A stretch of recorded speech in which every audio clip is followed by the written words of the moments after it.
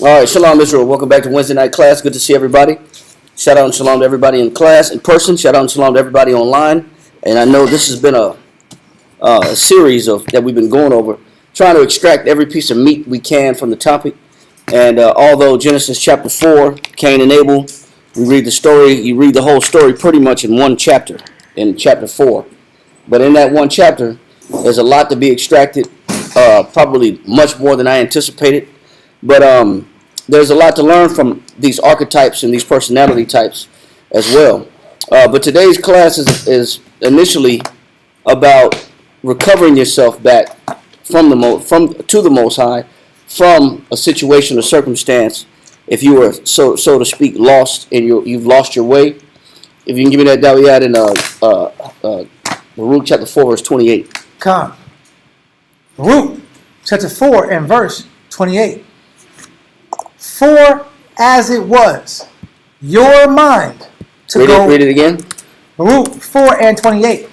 For as it was your mind to go astray from the Most High, so being returned, seek Him 10 times more. So we all go astray from the Most High, but sometimes we forget the ratio and the remedy that is required for us to get back to the Father. So if we ever become detached or disbanded or lose our way or lose our connection with the Father, he says that in order to make a return, he said our efforts should be that of what? 10 times more. So that means that I got to do more of what it takes than I did to get lost in order to be reattached back to the Father. So that's the point and purpose of this class, is never to stay in a situation where I'm no longer connected with the Father, where I no longer have the Most High's holy oversight. And this is something that Cain, unfortunately, had the opportunity to repent or at least confess and acknowledge his mistakes, but he chose not to. And he doubled down on his opinion of trying to keep things secret and lying. And he might have felt he was justified or whatever, but from him not acknowledging his and confessing his issues, you know, the Most High he gave the Most High no choice but to give a determination of that being put out on the road, being a vagabond. Can I ask this question also? Mm-hmm. Is this also to say that Cain rejected the Most High's judgment? Yeah, he disagreed. And his life was about the rejection or the Most High's correction, or the rejection of the Most High's judgment? As a result, his life fell out to be a testimony for us to witness what happens when you live a life without the Most High's blessing. Come. And his life manifested what that life would look like when you detach yourself from the Most High. Yeah. So we can't say that. So just as a refresher from last week, let's get Genesis chapter 4 verse 14. Bless you. What? Genesis chapter 4, verse 14. Yes, sir. Behold, thou hast driven me out this day from the face of the earth. He says, thou hast driven me out this day. What? From the face of the earth. Go ahead.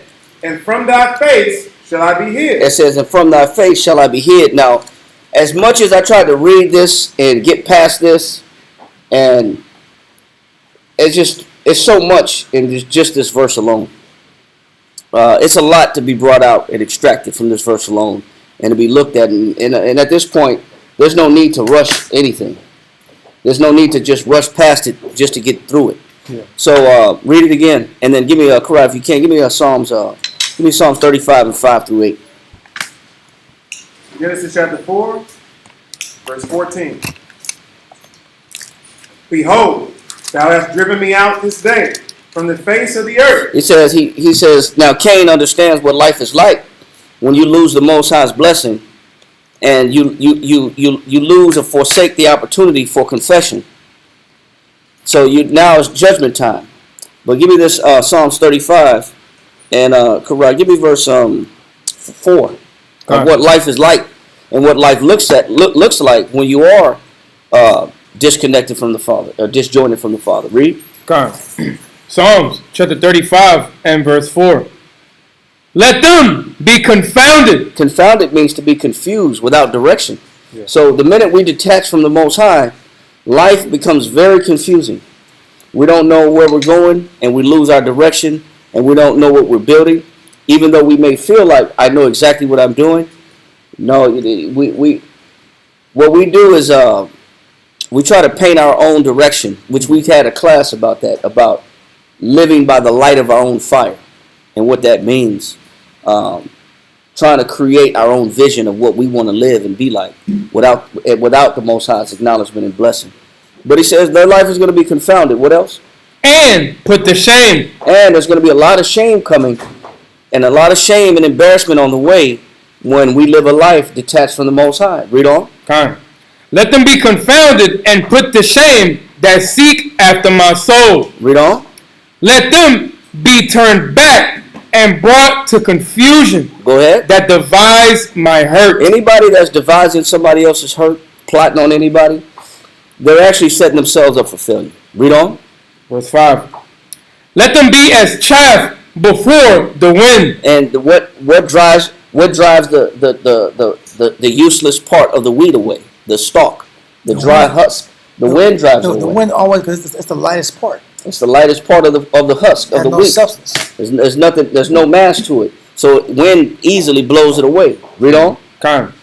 And let the angel of the Lord chase them. And he said, "Let the angel of the Lord do what? Chase them." So there's always an angel behind a not so good person that's choosing to live disconnected from the Father, where there's an angel always on their tail.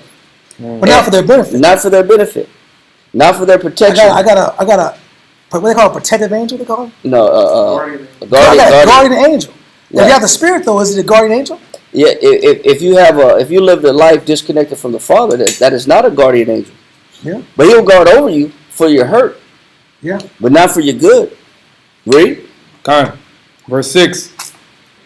Let their way be dark and slippery. He said, "Let their way be what? Dark and slippery. Dark and slippery means anything could happen at any time." Yeah. And this is the life that Cain was complaining about in Genesis chapter 4. Read that verse 14. You had it, Nagaha. Genesis chapter 4, verse 14. Behold, thou hast driven me out this day from the face of the earth, And when you're driven out away from the Most High, from the face of the earth, read on. and from thy face shall I be hid. And when you hid from the Most High's eyes, you hid from His protection, which we're going to get into detail about this. But we have to understand that life at this point is going to be full of confusion, full of darkness, and it's going to be very slippery. That means there's no foundation, there's no guarantees that anything can happen at any time.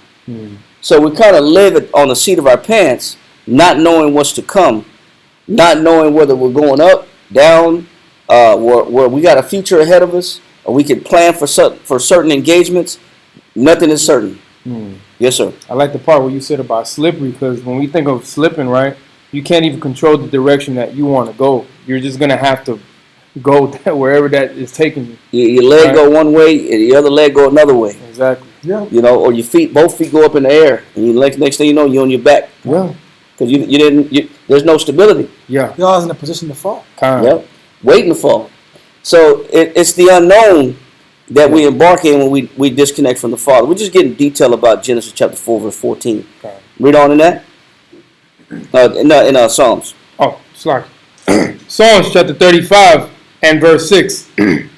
Let their way be dark and slippery, and let the angel of the Most High persecute them. They said, but also we know the angel that's behind them, that's chasing them, is not there for their protection. That angel that's behind them is to do what? To persecute them. It's an angel for persecution. If I didn't have bad luck, I'd have no luck at all. I'd have no luck at all.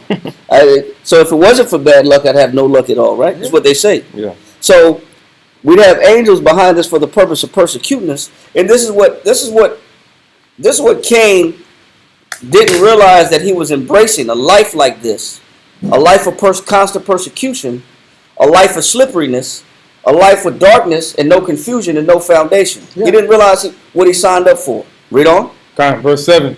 Whereas in the beginning, he didn't have that. That was not the life that was set up for him. No, not at all. It wasn't meant for him to live like that. No, he chose that life. Like we choose our life sometimes. Read. Verse 7. For without cause have they hid for me. He said what? It says, for without cause. And there's nothing. Abel did nothing wrong to deserve to be killed and put to death. Abel did nothing wrong. He said, for without cause, read on. Have they hid from me their net in a pit, Go ahead. which without cause they have digged for my soul. It says, and this is exactly the case that Cain did to Abel. Without cause. Without cause, slayed his brother, and then digged a pit for him and threw him in the grave. So it shows that part of that Cain personality expression is they have ought with people. They don't have an actual substantial reason to have ought with people. They have fault with people. Yeah. And if that do nothing wrong. Nothing wrong. Nothing deserving of this. Read on. Verse 8. Let destruction come upon him at unawares. It says, let destruction come upon him at what? Unawares. That unawares. What? Just like we've been talking about, that slippery places, dark places, unknown calamity. When you don't know what's around the corner. Give me this right here, and I just want to get this point. Because this what we're painting here is a life that Cain signed up for, that once he realized what it was going to be like, he didn't want no part of it. And he said, this punishment is too great for me, right? But what he didn't realize was that by him acting out his passion on his brother, he was actually setting himself up for danger and destruction. Give me this point right here. Follow page 805. Give me line 72. Right here. It says in general. Oh, right here. Yeah, this also. Yeah. Follow page 805. 26. It says, this also is a general principle. Go ahead. For in all evils there are some things. It says in all evils. Right. Anytime anybody does anything evil, read on. There are some things which are perceived immediately. It says some things when you know you're doing wrong, and you know you've been out of pocket, and you know you deserve destruction, Yeah. or you know you've been doing things that you shouldn't be doing. He says some things that when you're doing evil, Yeah. some things you know that this punishment is happening right now because of what I've been doing and how I've been living. He says some things are perceived what? Immediately. Meaning, sometimes we can process the judgment from the Most High immediately. Right. Sometimes we know, man, I know exactly why this is happening in my life. I know why every situation in my life is not working. I know why everything is uncertain. I know why I'm living on the edge. I'm one bad failed paycheck away from the poorhouse. I'm one scenario away from being homeless or jobless or relationshipless or whatever the case may be. Right. So he says sometimes we can perceive this persecution immediately. Read on. And some which are felt at a later period. And some you feel it when? Later on. Later on down the line. Yeah. So when you know you haven't been given the Most High what you should be given the Most High, which we all should know this. Right. This is why that conscience sometimes will bear down on us and bear witness to us and identify, hey man, I've been out of pocket, man. I've been disconnected with the Father. And I know exactly why this situation in my life is happening the way it's happening, because I've been disconnected from the Father. Okay. Whether you know it immediately or whether you know it down the line, you still know it. You should still be able to put two and two together. Read on. Gone. It says, for those which are future cause fear. It says because the things that you know good is not going to come to you, those things cause what? Fear. Fear. Fear is another word for fear is anxiety. Yeah. Why do people have anxiety? Future. Because it's the future suffering that's coming that they know is around the corner. Yeah. Anxiety is nothing more than just a premonition of your disconnection of the Father and the repercussion that comes from it. That's all that anxiety is. It's when a person knows that I haven't been living right, and I know something's about to happen. Wow. But I'll focus on the anxiety, and I'll highlight the anxiety, Not the cause. not the cause. Right.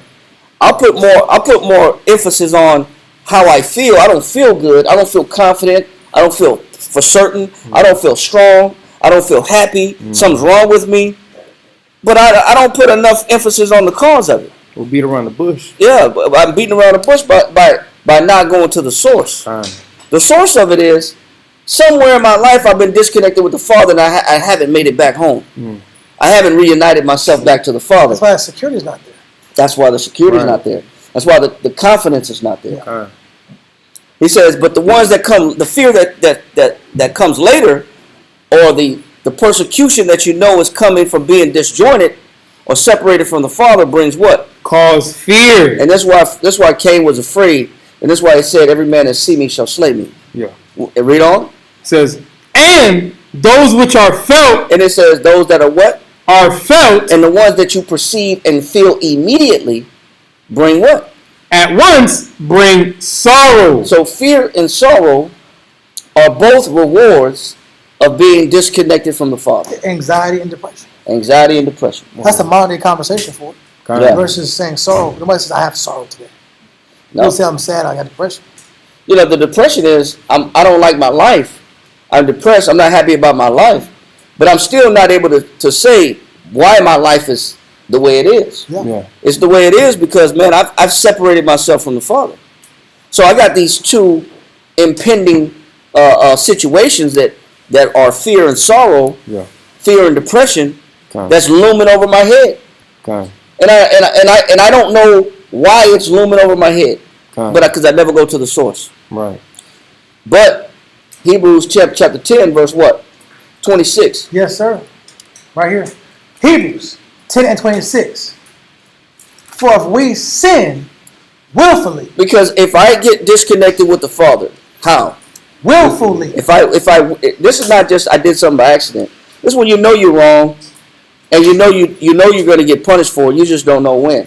Yeah. He said, but if I sin willfully, read on. After that we have received the knowledge of the truth. What does that mean? If you know better. Say it again. Once you know better. Once you know better. See, once you pick up some sin, or you engage in sin, after you've been warned, after you've been told, after you've been taught, after you've been instructed, after you've been given correction or instructed that this is wrong, the Most High doesn't agree with this. Once you get told right from wrong and taught, then you got to ask yourself, it's not a matter of what's going to happen to me. Something's going to happen to me. It's just a matter of when is it going to happen. Not what, but when. And it's not what, but it's when. Read. It says, after we have received the knowledge of the truth, Read on. there remaineth no more sacrifice for sins. Then I'm pushing the Most High to the point where there's nothing I can give him to remove the punishment. And the punishment is for certain. It's guaranteed. Yeah. And I brought this upon myself. Read on.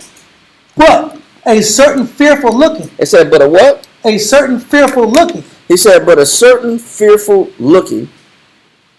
I got to get this point right here.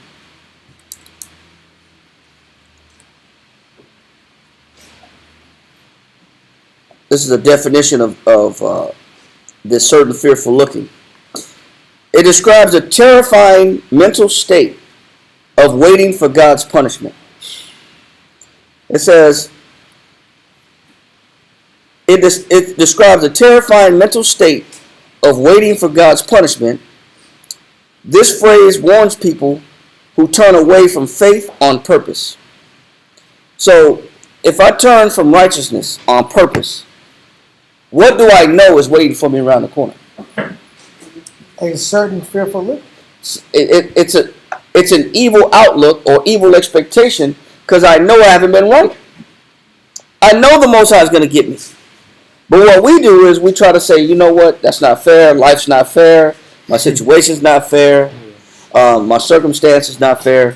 But we never go to the root cause of why I got this anxiety. Why I have this impending doom looming over my head. And I don't have a positive outlook. I never go to the source. Finish that, Dariat? But a certain fearful looking for of judgment and fiery indignation. I know I can expect something from the Most High because I haven't been living right. What we do is we just try to stall, or we just don't want to know. We know the Most High is going to sting us. We just don't want to know. Whatever happens, I'll be okay with it when it happens.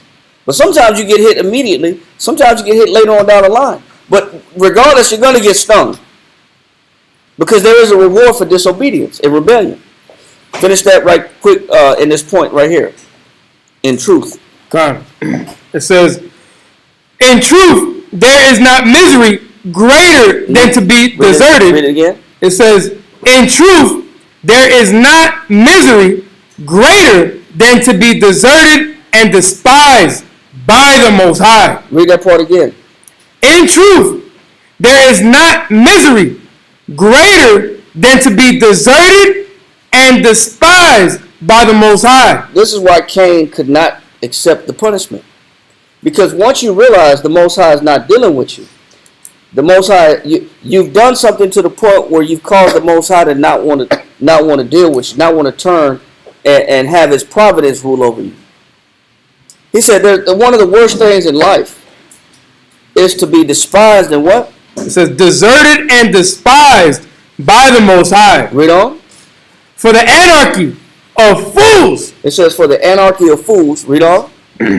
Is cruel and very intolerable. But to be despised by the great king and to fall down as an abject person cast down from the government of the supreme power is an indescribable affliction. It says it's an indescribable affliction. So what Cain is feeling, read that one more time, Nagaha, in Genesis chapter 4, verse 14. Genesis chapter 4, verse 14. Behold, thou hast driven me out this day from the face of the earth, and from thy face shall I be hid. And I shall be a fugitive and a vagabond in the earth. So, and he can't even describe. It says it's an undescribable feeling, affliction, when the Most High is disconnected from you. And He doesn't, you've turned the Most High away from you through your consistency of negative behavior or sin. He said it's something that it has a word biblically, but it's not a good feeling. Yeah. And we never want to push the Most High to the point where He's done with us. And where He's willing to desert us like Cain. Where I'm tired of you. There's a word for it in the Bible. It is describable. This describable affliction. Give me Deuteronomy 32 and verse 2. There's a word for it.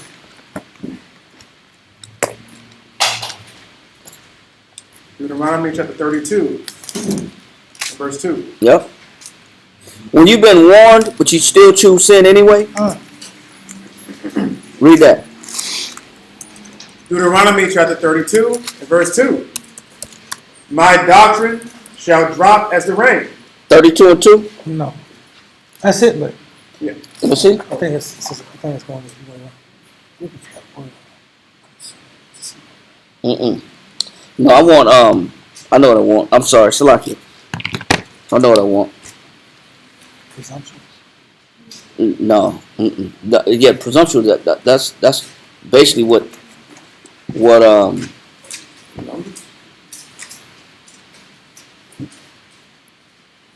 no, give me, 23 and 2. Salakia.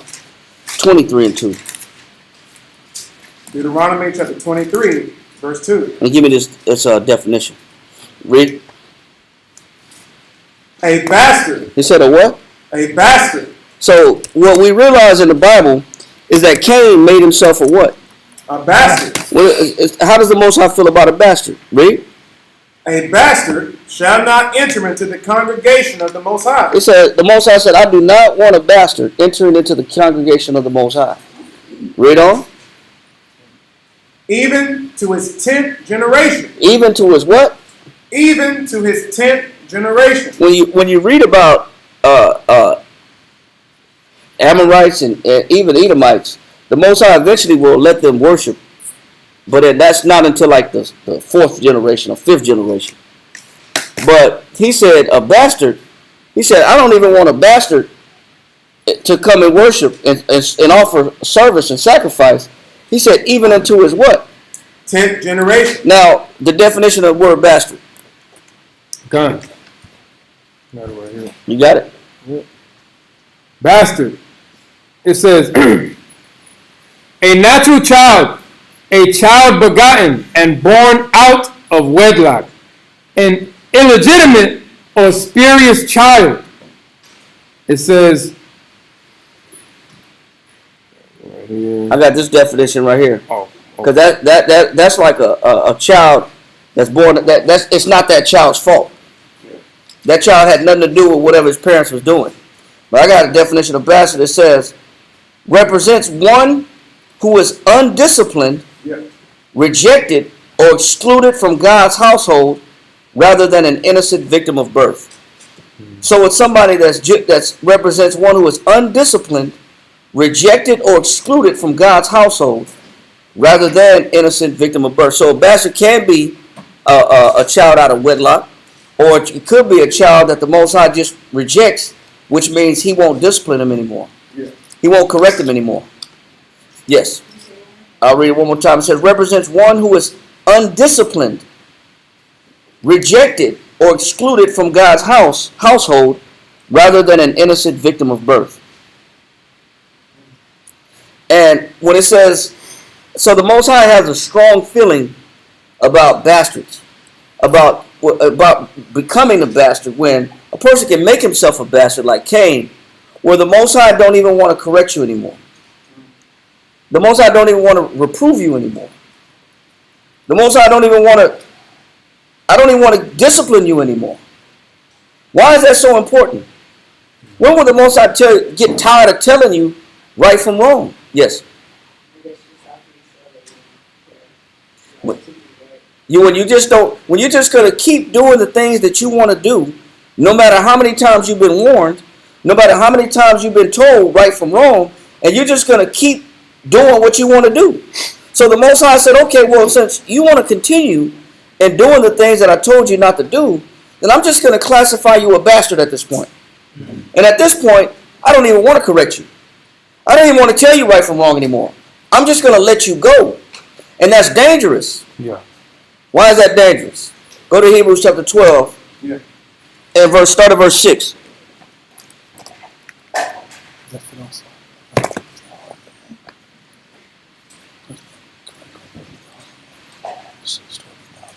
Yeah, that's good. In a minute. Yeah, in a minute. Because I'm making myself a bastard at that point. I'm making myself now. There's no remedy to my bastard. Yeah, there's a remedy. Out he goes. Yeah. Read. Hebrews chapter 12, verse 6. For whom the Lord loveth. It says, for whom the Lord what? Loveth. Go ahead. He chasteneth. So when the Most High says, you know what? I'm not even going to check you anymore. I'm not even going to correct you anymore. I'm not even going to discipline you anymore. Free to go. You're free to go. You're free to leave. That's something that you do not ever want to hear. Matter of fact, I'll send an angel to chase you out. Yeah, you'll be rooted out, to persecute you out. Yeah. So he says, for whom the Lord what?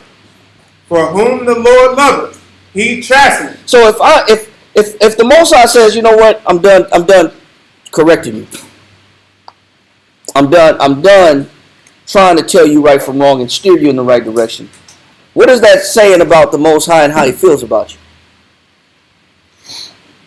It says, for whom the Lord love, he what? He chasteneth. So what am I losing becoming a bastard? Direction. I'm losing the Most High's love. The Most High is falling out of love with me. That's what happens when somebody just is hell-bent on doing what they want to do, no matter what, with no guilt, no remorse, no sorrow, just repetitive actions that they know are out of line with the Most High, they can fall, anybody can fall into this characteristic where the Most High said, you know what, go ahead and go. I don't even want to waste my time trying to convince you to do right. Because what we don't know what love is when the Most High is still trying to get you back in order. When he's still trying to correct you. When he still has his hand over you, telling you right from wrong. Trying to steer. But the Most High will get to a point when he says, you know what, just go. Because he's trying to reason with you. Yep. He's trying to talk to you, convince you, give you his wisdom, give you events, give you people. I sent counselors, I sent parents, I've sent warnings, I've sent judgments. You've been up and down a million times. You've been in these shoes. You've been corrected. That's not enough. So we can fall into this category where we're undisciplined anymore. Uncorrected. Read on. Hebrews 12 and 6. For whom the Lord loveth, he chasteneth. Go ahead. And scourgeth. And scourge means to whip. Go ahead. And scourgeth every son whom he receiveth. If ye endure chastening, Go ahead. the Most High dealeth with you as with sons. Because part of the process of loving us is that we have to endure what? Chastening. Chastening. But that correction can come to an end if the Most High sees fit that we're just not going to change. And we're just not going to repent. And the Most High will just let us go. Because my lack of repentance is rejecting the Father. Yeah. My lack of repentance is rejecting Christ. And over, my lack of ability to operate in contrition, my lack of ability to operate in the spirit of confession, my lack of ability to operate in the spirit of introspection, my lack of ability to actually look at my steps, those are just different ways of telling the Lord, but not directly, I reject you. Yeah. Yeah. And in return, the Most High says, that's fine. I'm going to reject you. Yeah, you're going to get what you got what you want. You get what you want. You're going to push me away, and I'm not going to tell you nothing. And when you get to that point, it's not a good thing. This is the problem. People don't like the darkness. They like to reject God when the Most High is giving them light and give them answers and give there's some stability in their life.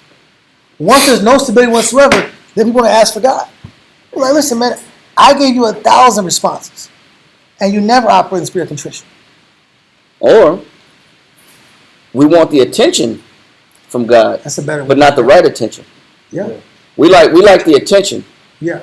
but we like the fact that I got your attention, but in a bad way. Without submission. Because you're yelling at me now. Yeah, Ooh, look, I got you emotional. yeah.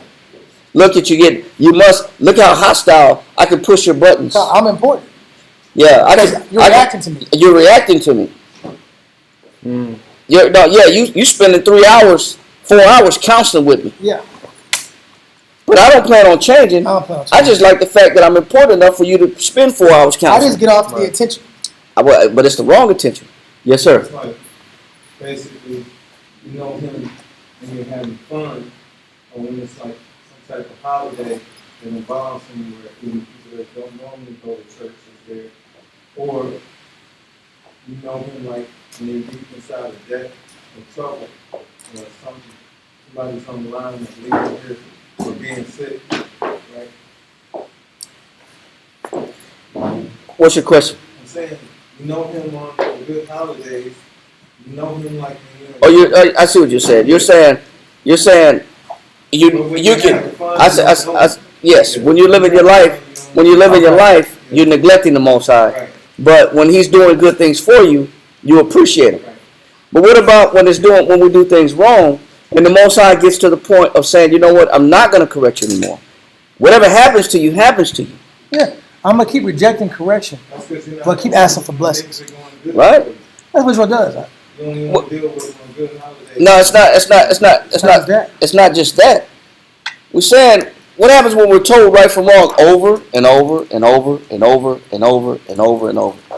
And somebody's got, the Most High got somebody over you trying to get you to be steered in the right direction.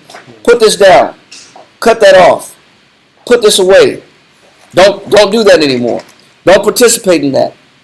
Change the way you act. Change your behavior. Change your speech. Sent warnings, sent prophets, sent counselors, sent Yeah. parents. Do away with your vices. You got too many vices. You're connected to too many things. You got too many addictions. Yeah. You got too many weaknesses. You're too deep in your lust. Too strong in your lust. What happens when the Most High is warning and warning and warning and warning and warning?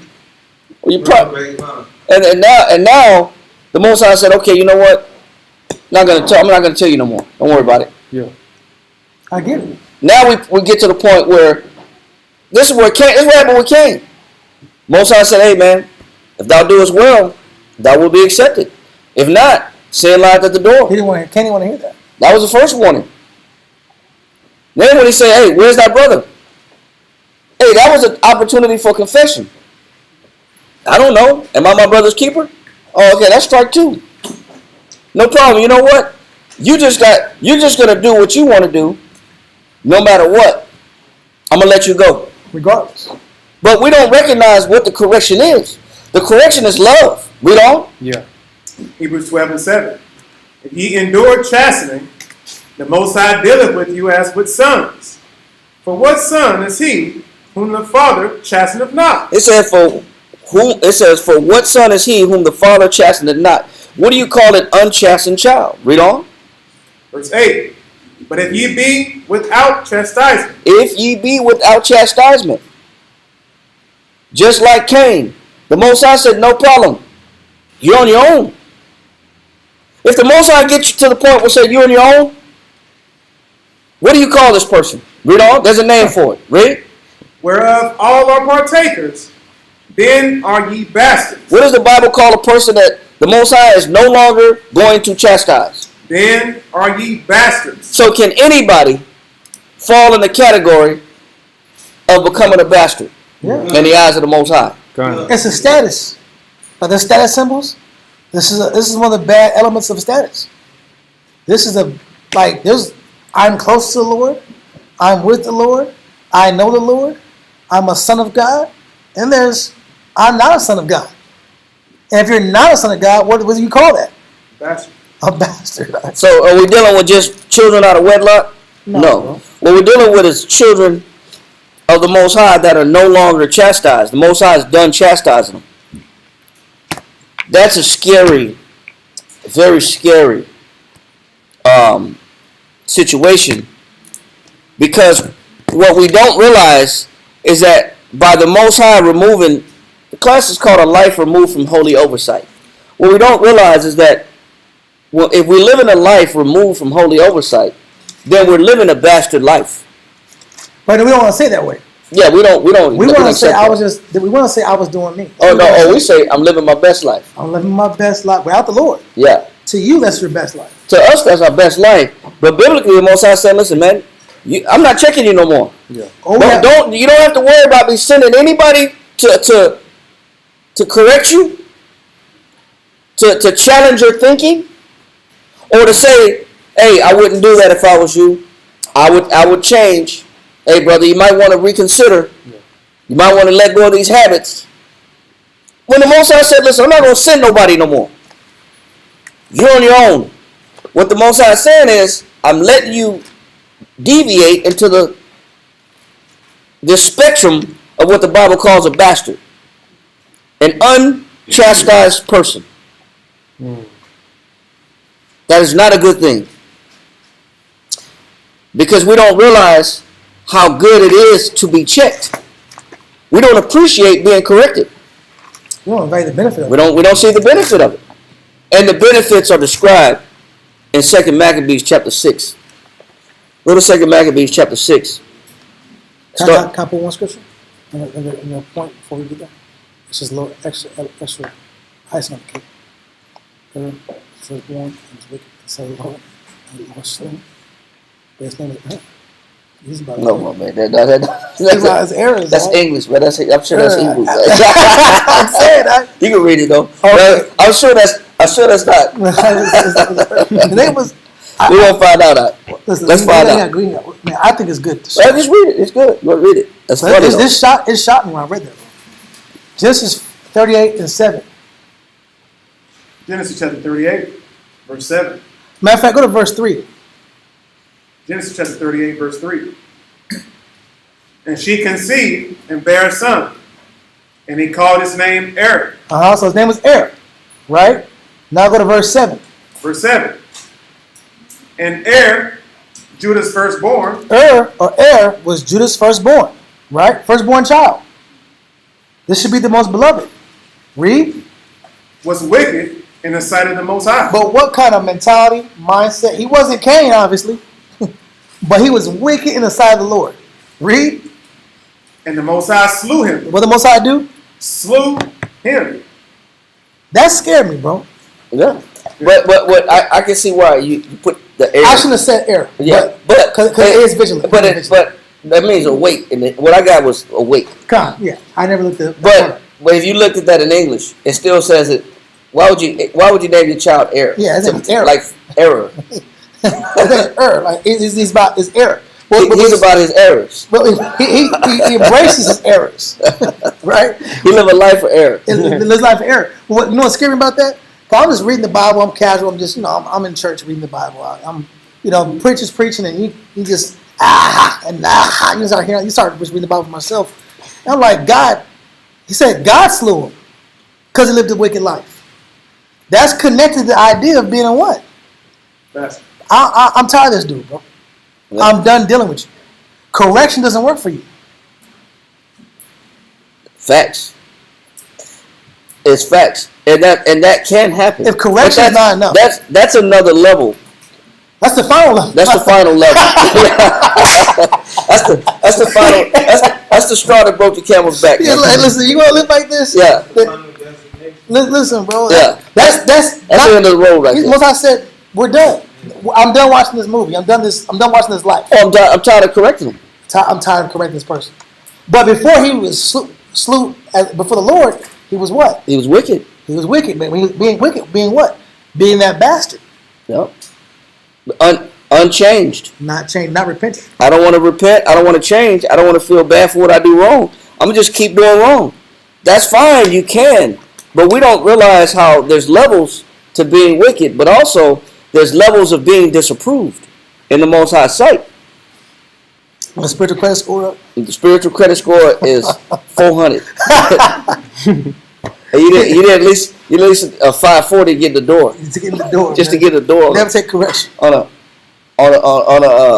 line of credit. Man. Yeah, with the Father. So where we're at now is in 2 Maccabees, because we got to explain the benefits of being corrected versus being a bastard. Yeah. Let's get that. 2 Maccabees chapter 12. And let's start at, chapter 6, start at verse 12. 2 Maccabees chapter 6, verse 12. Now I beseech those that read this book, that they be not discouraged for these calamities. So when you get things happening to you in life, and you get stung, or you're getting corrected, or somebody's hovering over you, feeling like that they're policing all your ideas, or they're policing all your thoughts, or they're policing all your whereabouts, punctuality, time, where are you, what are you doing, and you feel like, I feel like you're undermining my maturity, you're making me feel like a child, I'm not a child, I'm not your child, I don't have to explain it. Why do I got to explain everything to you? Why are you always in my business? Because sometimes we take correction the wrong way. And we look at it the wrong way. We perceive it the wrong way. We look at it as somebody always hovering over it. Why are you hovering? I can't breathe. You won't let me be. You always got something to say. I'm always doing something wrong. You're always pointing out my flaws. You're always stinging me for something. They can't go a day without me doing something without you saying, hey, I don't like what you did. I don't like what you said. I don't like how you're behaving. I don't like what you're doing. What we do is we have a misconception of what that is. When the Most High got somebody constantly hovering, checking you, all your thoughts, your whereabouts, your dealings, your doings, your speech, we don't process that and say, man, you know what? The Most High must really love me. Right. What we say is, you get on my damn nerves. Mm-hmm. You get under my skin. You talk too much. You always got something to say. You're taking it too far. You're being extreme. You're being out of hand. Yeah. We get discouraged with correction. And that is not what you're supposed to do when you're always getting corrected. We get discouraged and we get combative. And then we get hostile, rebellious, and prideful. When that is not how we're supposed to look at correction. Read it again. 2 Maccabees 6 and 12. Now I beseech those that read this book, that they be not discouraged for these calamities, but that they judge those punishments not to be for destruction. So when the Most High got somebody over you, constantly checking you, always trying to analyze and examine what you're doing, and keeping you spiritually aware and conscious of all your speech and your behavior, he said we're supposed to look at that not for our destruction, but for what? But for a chastening of our nation. That is love. Yeah. You know what? You know when the Most High don't love you no more. When all the parental figures disappear. When you're free to live however you want to live, just know that that's the Most High letting you go. That is not a good thing. That is not something that you want to wish for. It's to push the Most High's hand away to where, okay, you want to live your life a certain way? You want to operate how you want to operate? No problem. Do what you want to do. But instead, I'm supposed to look at, man, the Most High really loved me because he most definitely got people overseeing, masters over me, elders over me, teachers over me, governors over me, rulers over me. I always got to answer for what I do. And we never understand that that's love. Read on. Verse 13. For it is a token of his great goodness. It says, having somebody correct you constantly is a what?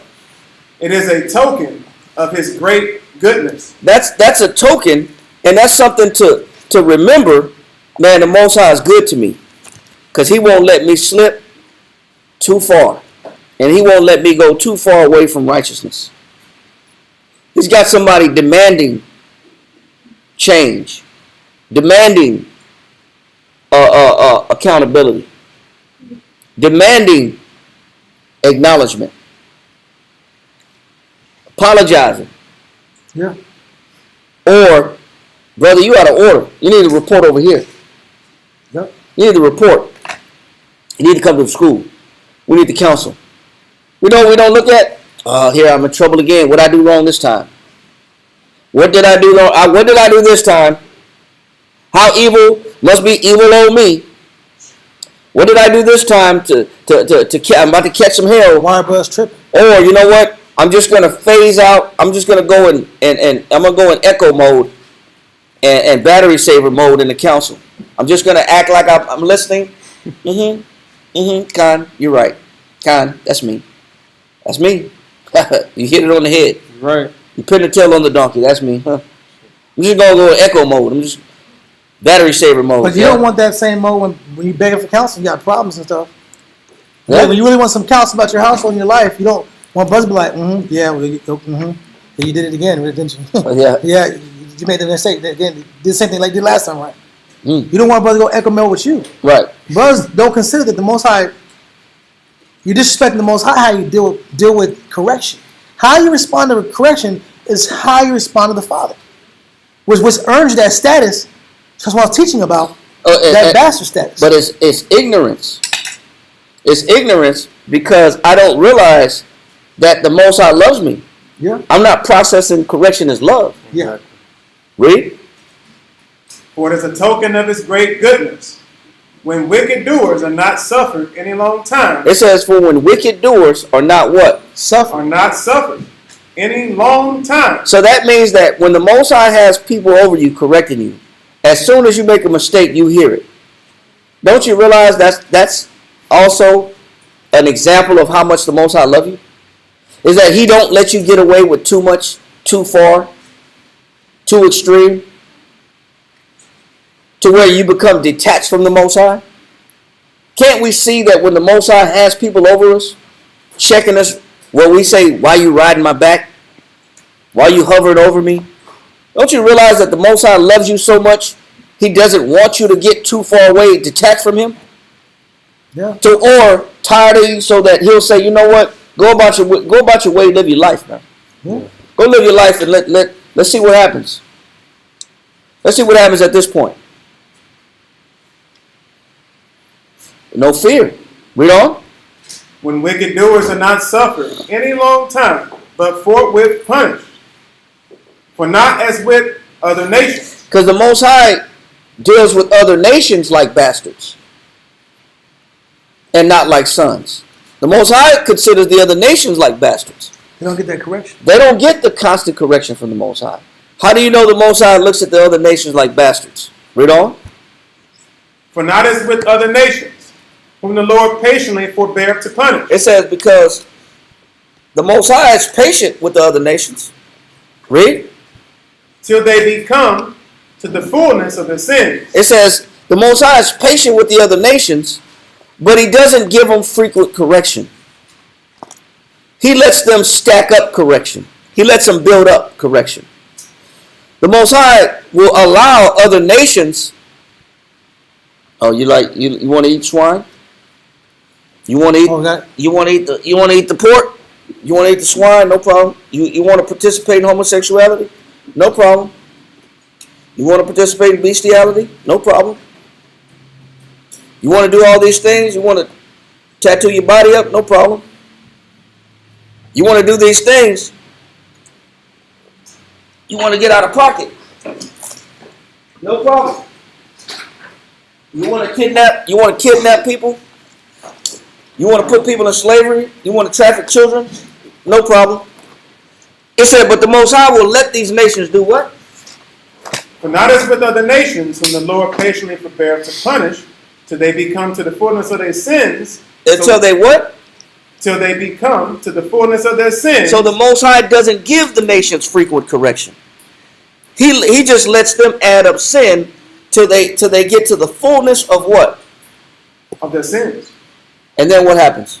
So dealeth he with us, lest that, being come to the height of sin, Yeah, we got to show. afterwards he should take vengeance of us. Oh yeah, You see that? yeah, this thing no good. It's done. Until when? Lest that, being come to the height of sin, afterwards he should take vengeance of us. He says then afterward he should do what? Take vengeance of us. Hold on, we're about to lose the computer because we got a short in the Want me wire. to tape it? Yeah, That might help. Well, we can. It might cook. Might But let's instantly. try it. You got to be quick. I got some electric tape on Might my have some kind of- Anybody got one of the old school iPhone chargers? These type, phone. Nah. the flat joints. Alright, we had two of them, right? Hold on 1 second. You want me to grab my electric tape? If you can, you got to be quick because it's about to go off. So this thing is cooked already. This thing is fried now. Is that the old? Now this is the new one, but we're missing the block for this old one to make this old one work. We're missing that piece right here. That L. It don't come on? This one don't. So hopefully we get hopefully we can salvage the class a little bit. Its battery's going down, but read it again. Verse 15. Lest that, being come to the height of sin, Go ahead. afterwards he should take vengeance of us. It says, coming to the height of sin, the Most High lets the other nations get to a point where their stench, he can't suffer it anymore, and then he cuts them off completely. Go to Genesis chapter 15, verse 16, just to prove this point while we're looking for this charger.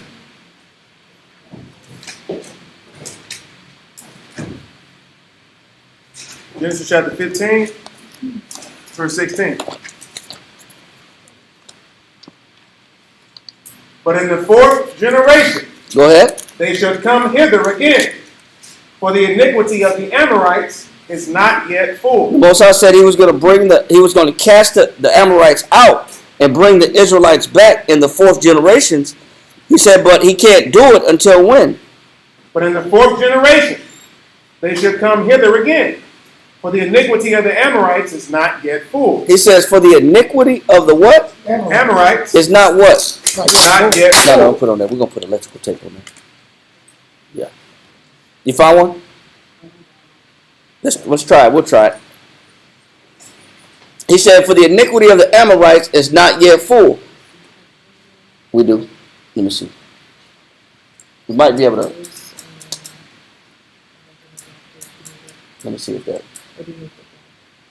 Yeah, we need the. Hold on. This doesn't have a C-type port for charging. Yeah. So he's gonna go get some electrical tape real quick. He's gonna go wrap some tape. The water says. We're gonna see about it. He said for the iniquity of the what? Amorites Go ahead. is not yet full. It's not yet what? Full. Complete. So once the nations, they're like bastards. Same thing here. Yeah. Yep. I think make it on purpose like that. So the nations are like bastards. Because the Most High, once he's done correcting them, and they fill up a certain stench, they come to a height of sin, the Most High said, I'm done with them. But for us, he loves us, and you know he loves us, because he's constantly checking us. And having that constant correction is a token of love. And we should never forget that. We should be thankful for having tutors and governors. We should be thankful for having elders, teachers. Somebody that's always saying, hey, that was inappropriate. We want them for purpose of, I did the right thing, or a pat on the back, or a counsel to good direction. But we don't want them in the position of challenging our thoughts. No. Not at all. I know we got that. We had that little We had a flop. little piece right here, but I don't know what happened to this piece right here. This has been going for a minute right here. That's been going since St. James, right? No, since Walton. Since Walton. That's been going since Walton. You know what? Let me try this. Oh, that's old. This is the old. Yeah. This is the old ski old. Oh. Yeah. That's the old one.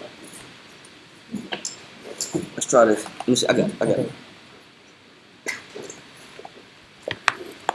So, It's the old boy. Yeah, we good. thank God. We still need more though. That's dying too. Yeah, we're good though. So that's good enough. When Karai comes back, I'll put some tape on it and see if it still works. All right, so we're back in business. So got it. Don't worry about it. We good. We found an old one. All right, so read on. You want Second Maccabees? Yes, sir. Second Maccabees, Verse 16. chapter 6, verse 16. And therefore, he never withdraweth his mercy from us. Why doesn't the Most High withdraw his mercy from us? And though he punished, No, why doesn't the Most High withdraw his mercy from us? Because he's constantly correcting us. If we understand correction sustains mercy. Write that down. Correction sustains mercy.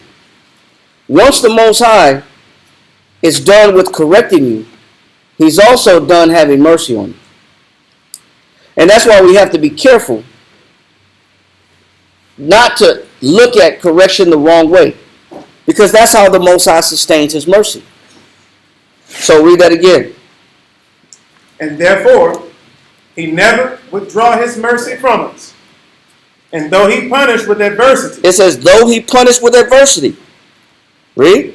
yet doth he never forsake his people. But yet he never does what? Forsake his people. He never forsakes us. So if we lose that ability to be corrected, Yeah. you also lose the Most High's mercy. And you also throw away the opportunity to get the Most High to sustain you and be on your side No one's permanently. looking at that though when they reject. the Lord's correction. Nah. If I'm rejecting the Lord's correction, I'm also rejecting His love, and I'm also rejecting His mercy. And that's the Most High's way of staying in tune and connected with me. We're connected through the Most High through correction. The minute you forsake that, the minute you look at that wrong and you rebel against that, you're taking yourself away from the Most High. You're making yourself a bastard in the eyes of the Most High. It's a self-inflicted wound. Yeah. So why is that so important? Why is correction so important? You have to be corrected, because through the correction, the Most High can tolerate us. We remain tolerable in the eyes of the Most High. Give me this right quick. Proverbs 28:9.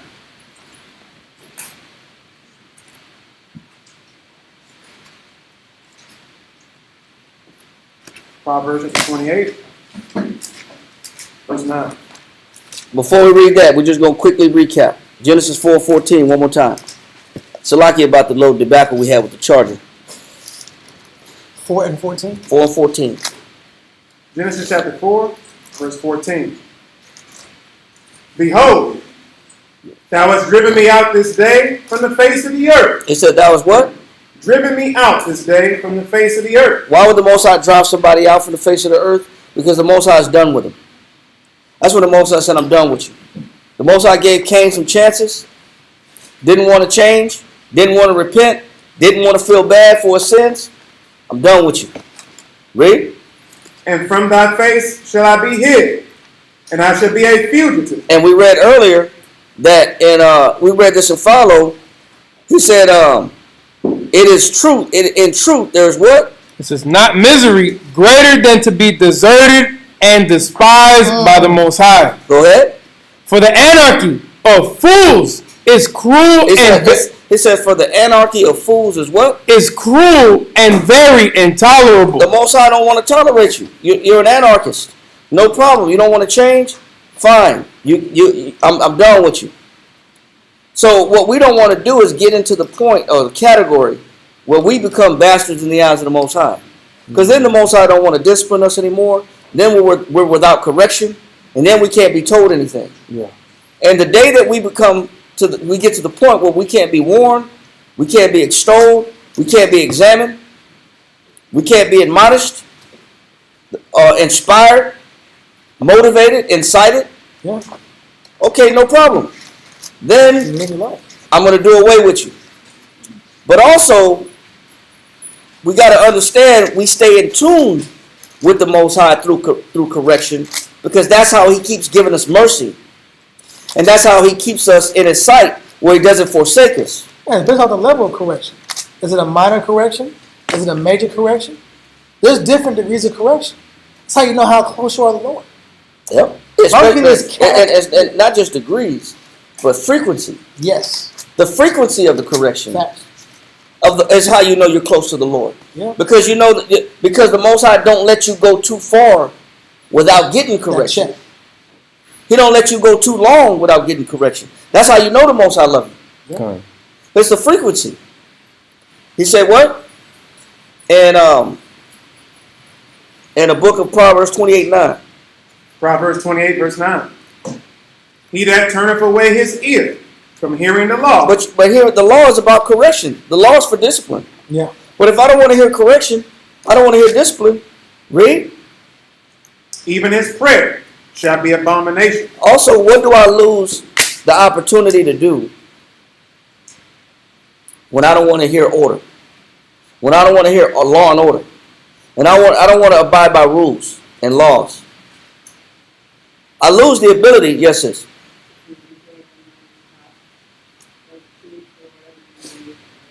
I can't speak to the Most High anymore.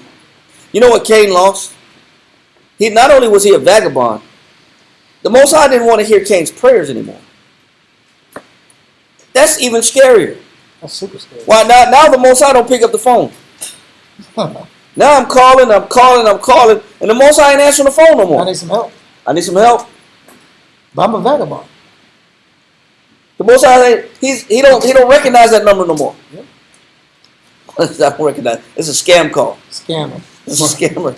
It'll He say it wants on blessed there. without Most change. likely scam. He was blessed without change, John. It's a scam. Scam likely. Yeah, scam likely. Yeah. Yeah, you see it on the most I like. No, I can't listen to this guy. This guy's praying from Nod. Where's the call coming from? Nod. You got a call from Nod. Caller unknown. No, man. Come from Okay. Nada. I know you're not. Nah. I know this area code right here. Do not. The most I'd answer that. Yeah, code 666. Yeah. That's where you calling from. I answered this call. No, Yeah. Do you receive a collect call from? No, thank you. Yeah. I used to serve you. After the tone, please leave a voicemail, and we'll get back with you shortly. The most I've not answered that. We lose the ability by becoming bastards or disconnected from the Father through lack of correction, because we don't want to hear correction. We don't want to change. They don't accept it. The Most High said, "No problem. You can't pray to me anymore. I don't want to hear your prayers." So our prayers are our requests. It's our solicitation. Things that we need, that we want to happen. Yeah. The Most High is like, no, I'm not. I'm going to go ahead and shut that down. I'm not listening to you anymore. That's right. Read it again. He that turneth away his ear from hearing the law, even his prayer shall be abomination. Give me Psalm 67:5. He said, even his prayer should be what? Abomination. It should be abomination. That means a filthy, wicked thing. That's an abomination, a filthy, wicked thing. Correct. Give me Psalm 67:5. Weird calls. You don't want people to call you out of nowhere. Right? No, not at all. Con. 67:5. Mm-hmm. Con. Psalms chapter 67 and verse 5. Let the people praise thee. He said, but you know what we need? When the Most High opens the door and he opens the call line for praise and prayer, when the Most High opens the prayer hotline, guess what happens when the Most High opens up the prayer line, the request line? Mm-hmm. Read. Con. Let the people praise thee. And what happens when the Most High opens the prayer line and the request line? Read. O Yahweh, let all the people praise thee. Go ahead. Then shall the earth yield her increase. It said, what happens when the Most High open up the prayer line? It says, then shall the earth yield her increase. What does that mean? Cain was cursed from the earth. Yeah. Because the Most High cut his prayers off. The Most High didn't want to hear his voice anymore. But when the Most High opens up that prayer line through correction, through mercy, then guess what happens on the earth? Everything grows. Yeah. He says the earth does what? It says, then shall the earth yield her increase. Then I don't labor in vain. Wow. There's nothing worse than doing a whole bunch of work in life, putting in major hours, overtime, breaking yourself, and going nowhere, and having nothing left over, stacking up nothing, saving nothing, and as soon as you get it, it goes out the other pocket. Why is the Most High cutting Cain off and treating Cain like this? Because remember, in Genesis 4:14, he said Cain was cursed from the earth, and the Most High hid his face from him. So when the Most High cursed the earth, it's because he don't want to hear your prayers. He's not letting anything grow from your hands. That's the Most High saying, whatever you do, I'm not going to bless it. You can work all you want. You can put in all the hours you want. You can change jobs. You can seek a new career. But I'm not answering your prayers. But when the Most High opens it back up, then he says the earth does what? Yield her increase. You got it? Psalms 127:1. Con. I guess it's a extract from the same point. Con. Psalms chapter 127 and verse 1. Yeah, Psalms 127:1. Con. Read. It says, except the Lord build the house. Because you're laboring for what? Why are people laboring? To throw their money away? To waste their money? To throw it to the wind? To build the house. People are laboring to fortify their residence and fortify the people in their residence, to fortify their dwelling, God. to benefit where they reside, where they put their head at, Stability. right? Yep. For their stability. God. Except the Lord build the house, read. They labor in vain that build it. So it's saying the same thing Sean wants to bring it out. If you break your connection to the Father, then whatever you're investing in your home is going to be in vain. God. The labor is going to be in vain because the Lord's the one that's supposed to build it. Read. God. It says, they labor in vain that build it. You know? Except the Lord keep the city. And you might build something, but it has to be kept by the Lord. The word keep means to protect. Maintain. If the Most High doesn't protect it, you can build it, but it's subject to destruction. Flood, fire, natural disasters, robbers, unnatural events, natural disasters, strange cataclysms, problems, issues. He has to protect your home as well. He has to keep and maintain your home as well. So what if the Lord keeps the city? Read. It says, they labor in vain that build it. Read on. Except the Lord keep the city. Read. The watchman waketh but in vain. You can hire everybody to watch your home and to look at your home and protect your home. If the Most High doesn't protect it, no man can protect it. The best camera system. You got the best camera system, the best insurance policy. You can have fire retard resistant materials, Glass break system. glass break systems. If the Lord doesn't protect it, however you have to have your fortifications and your, because people like to try to outsmart God, bro. Yeah. People want to outsmart the Most High and say, well, because I know I'm not depending on the Most High, I have extra security. I have cameras on cameras. I got watchmen for my watchmen. I got lawyers for my lawyers. I got a guy in a helicopter watching the guy that's watching me.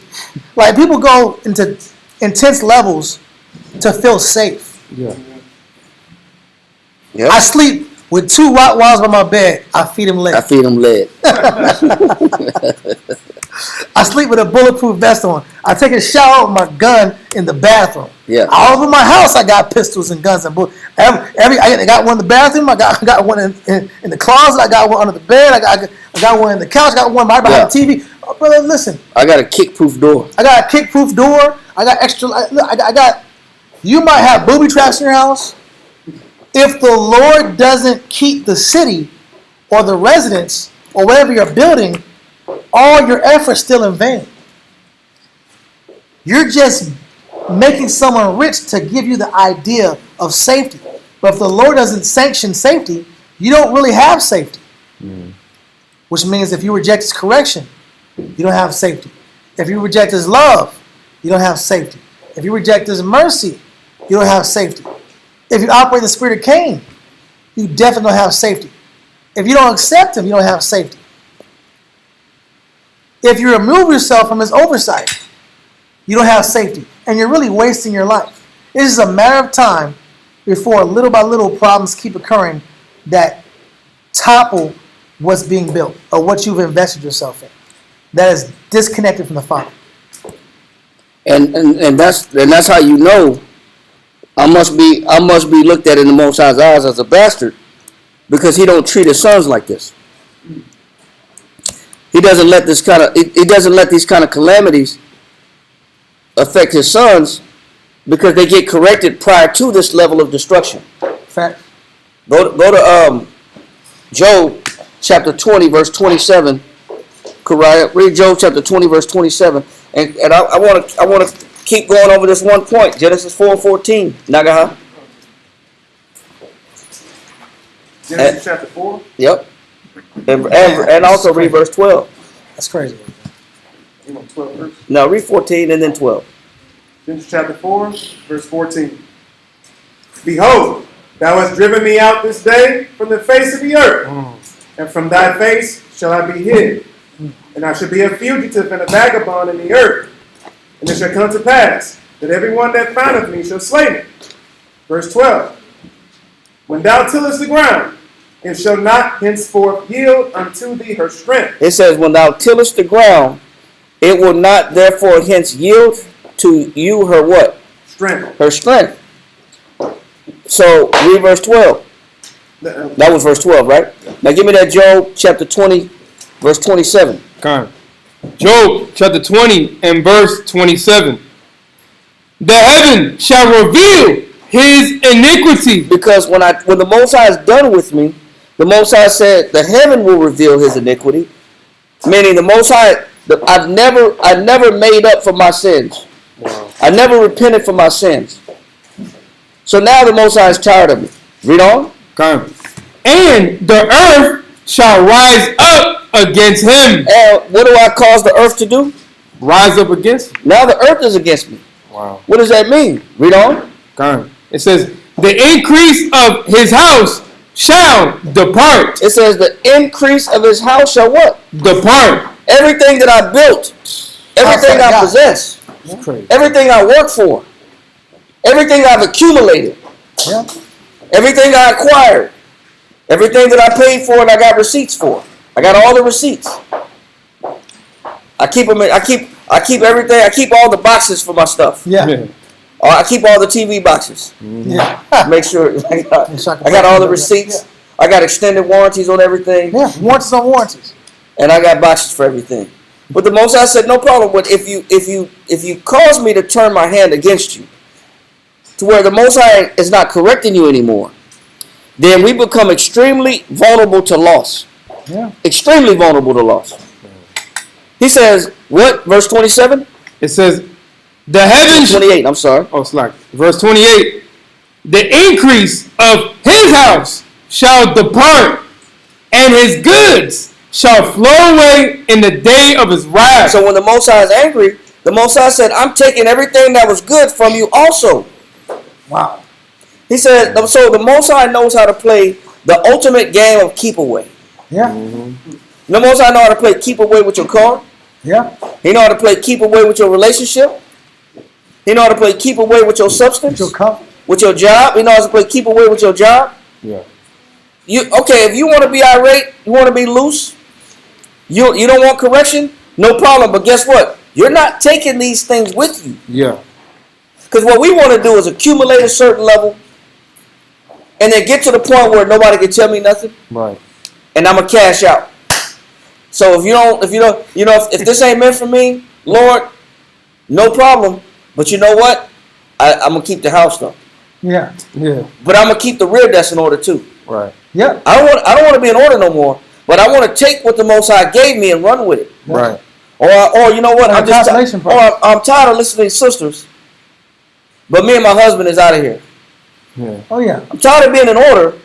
But I'm gonna take everything the Most High blessed me with. I'm gonna take that. I'm gonna take all that stability. Yeah. I'm gonna take that with me.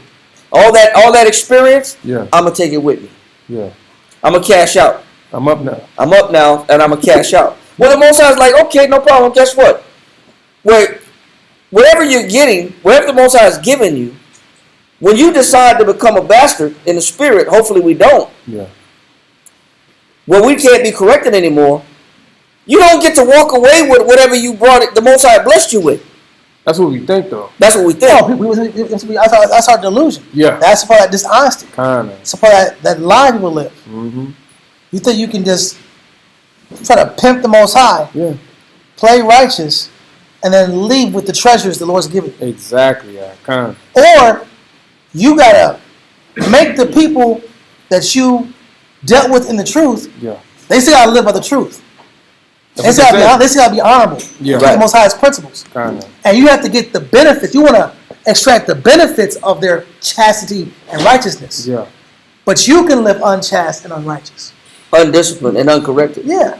Mm. But I expect them to be in order with me when I choose to be out of order. Yeah. Wow. And the Most High don't let us walk away with the spoils. Mm. So the minute that we want to be bastard-like in the eyes of the Most High, like Cain, the Most High said, no problem. Well, you know what? All that stability that I gave you, that you never had before, all that loyalty that people give you and show you, all the things you accumulated, Care and concern. I'm going to go ahead and take that with me. Wow. Now, you go ahead and do your thing, but you're not going to go ahead. You're not taking this with you, though. You're not taking the good with you.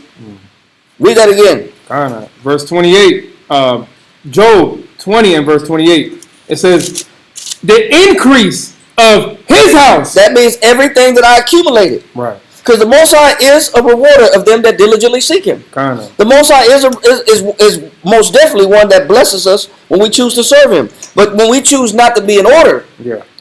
and we choose to be dysfunctional, and we choose to not want to hear correction anymore, you do not get to walk away with the things the Most High blessed you with. You don't leave unscathed. You won't walk away like it's a car accident. And they walked out just unscathed. Yeah. It's going to move on. And this is Not a scratch on me. Not a scratch on me. Not a scratch on me. And it's time. Not a bruise on me. Not a bruise on me. I'm okay. And it's on to the next phase. I walked out of the car. Looks like a twisted soda can. Exactly. But I walked out untouched. Yep. Yeah. Not a broken bone. Not a scratch. Yep. Mm-hmm. I don't have to. But I could live.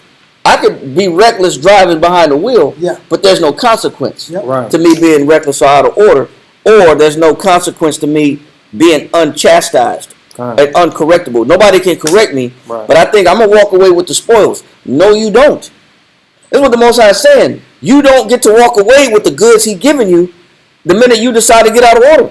Right. What you got? No, I'm just on your point. It's just pride. That's all it is. Yeah. It's just pride. It's pride, but we think that all the things the Most High gave us in the position when we were listening, when we were following, when we were in order, the minute we get out of order, we think it's always going to be there.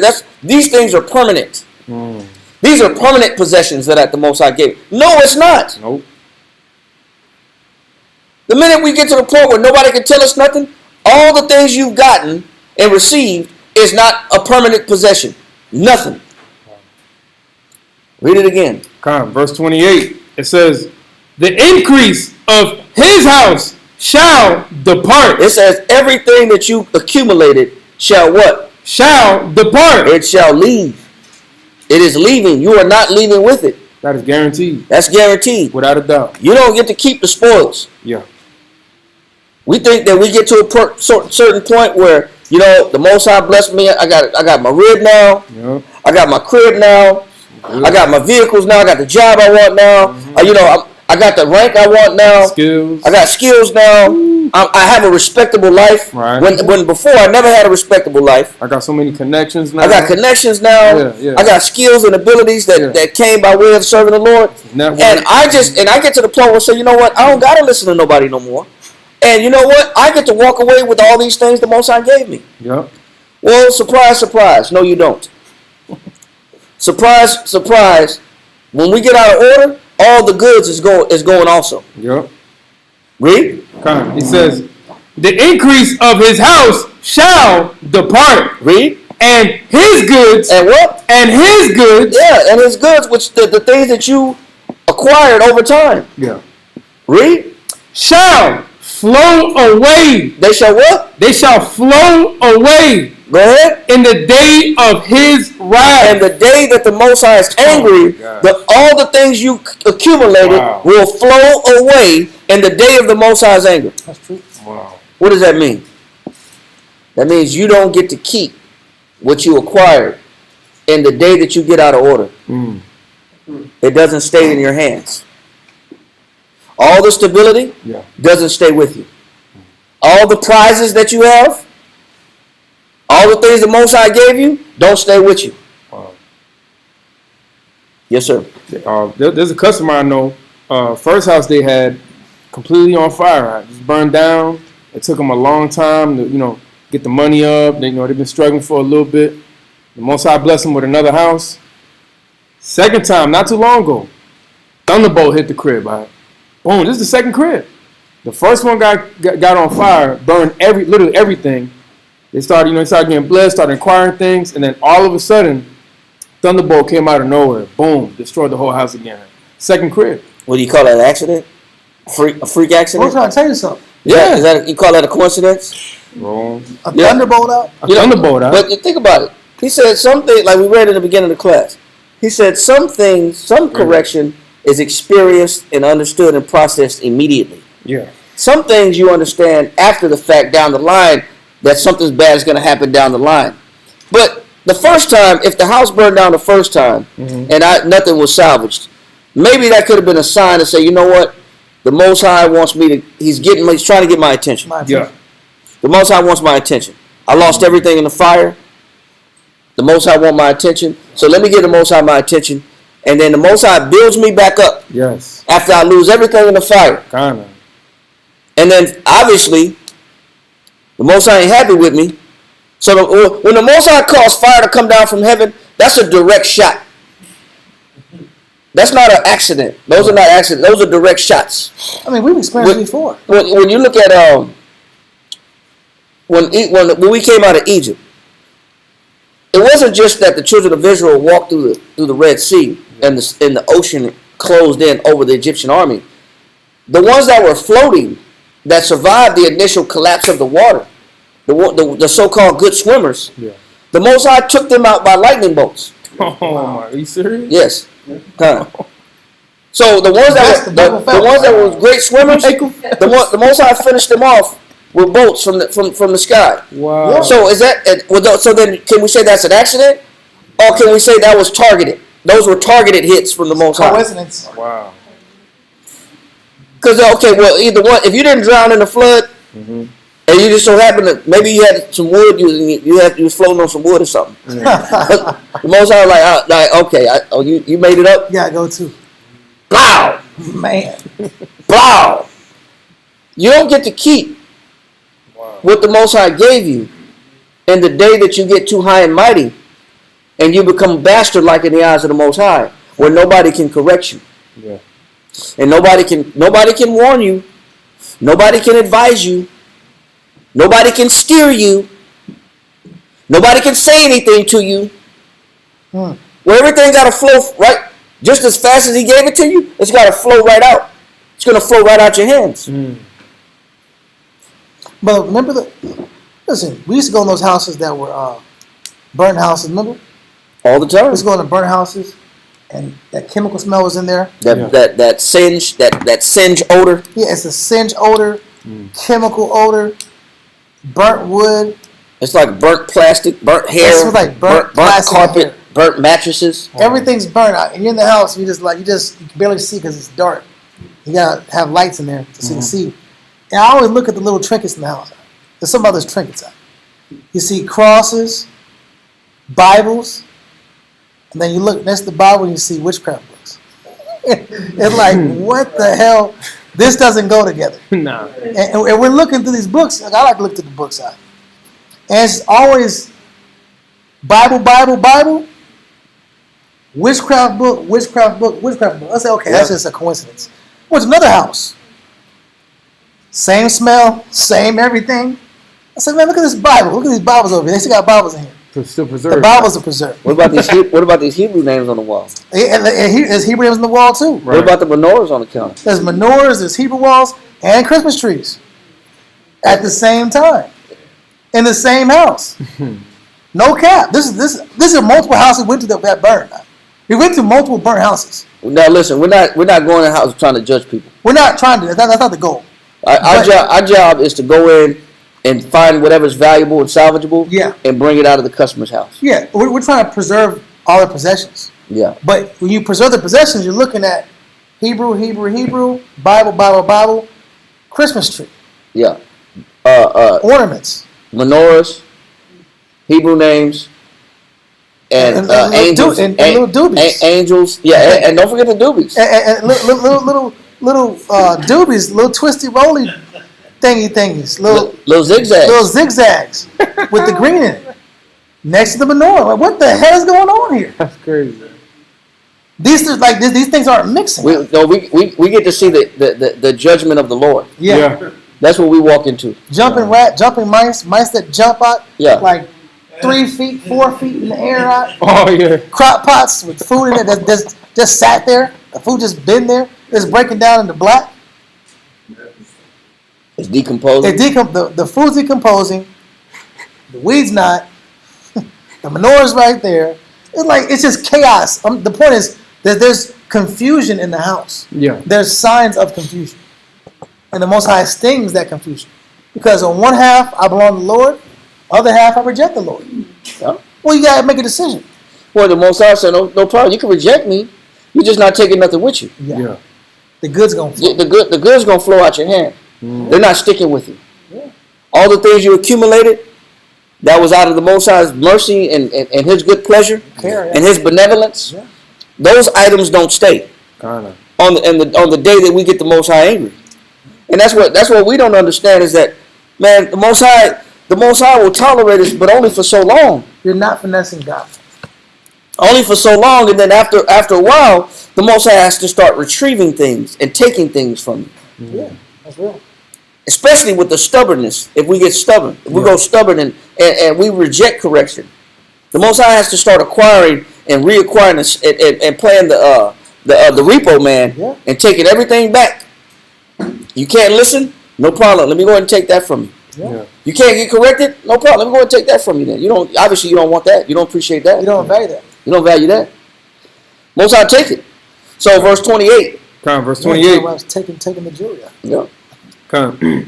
Job chapter 20 and verse 28. The increase of his house shall depart, and his goods shall flow away in the day of his wrath. And the day that we make the Most High angry, is this just a maybe?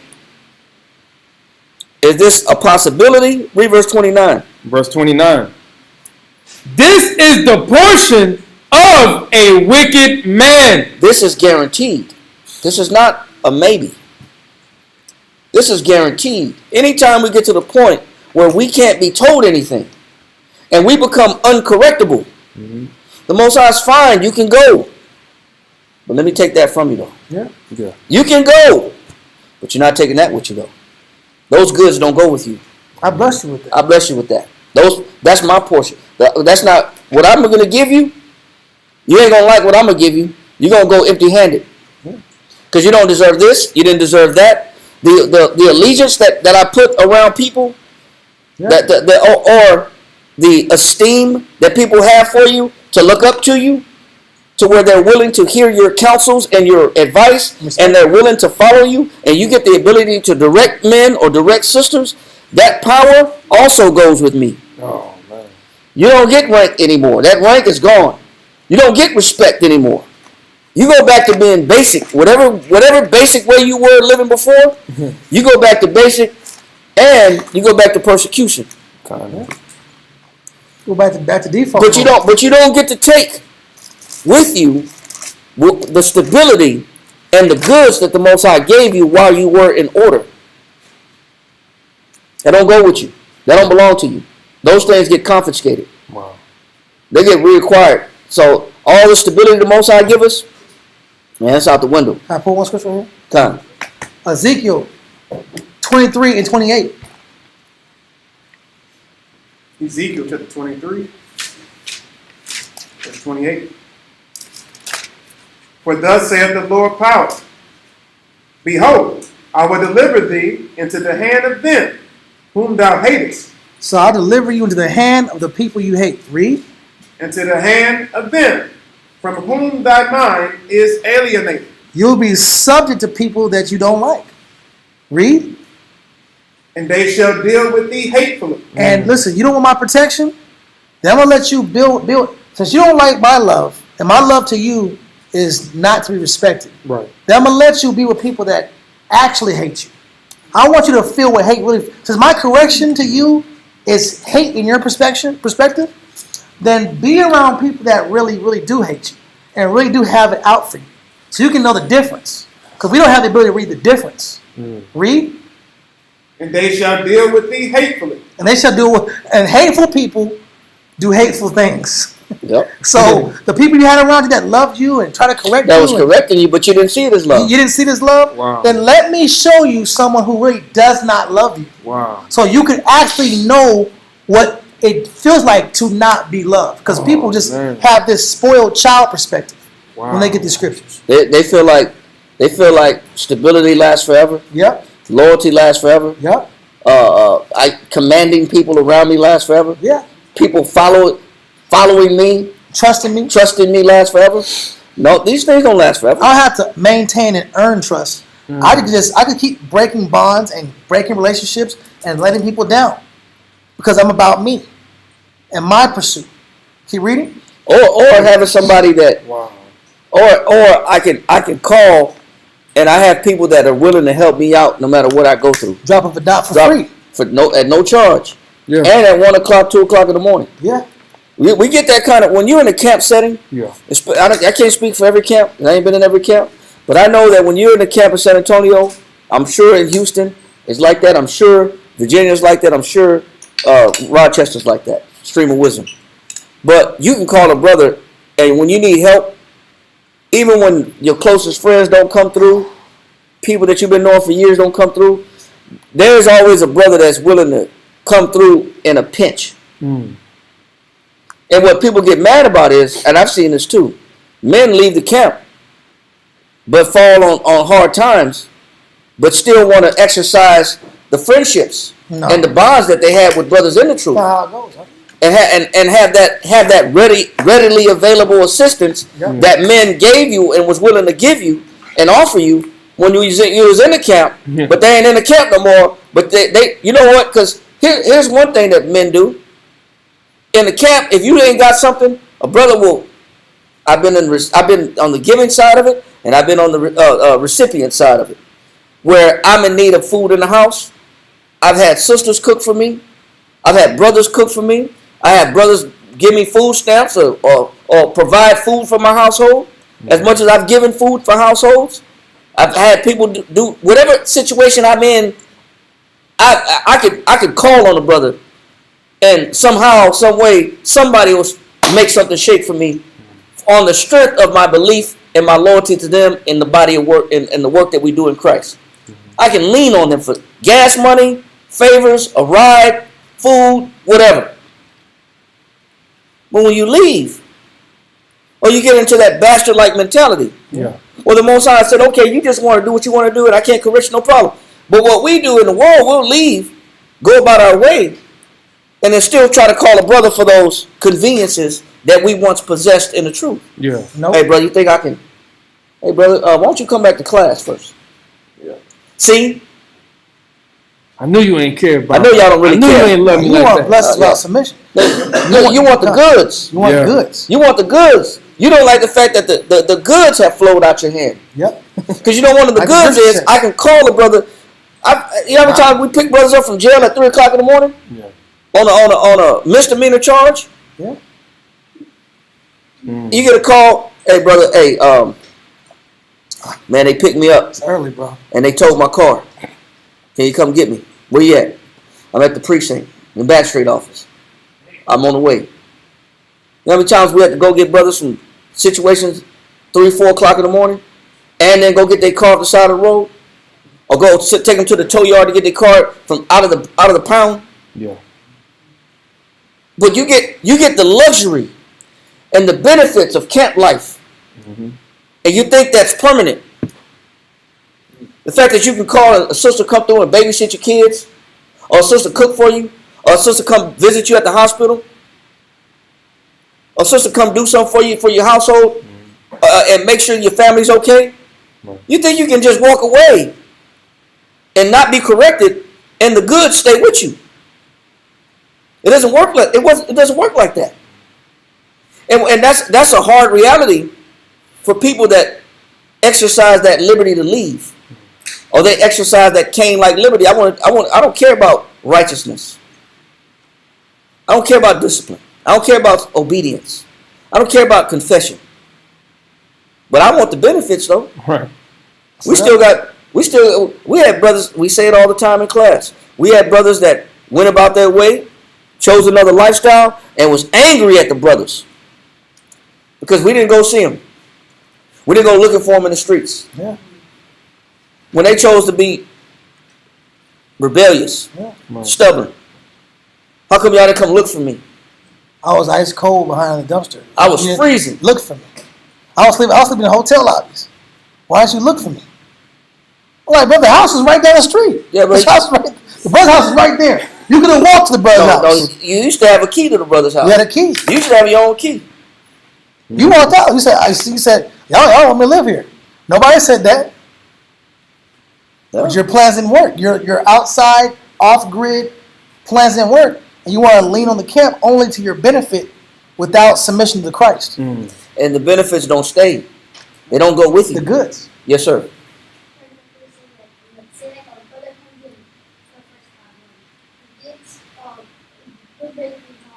He gets what? Good rank? Yes.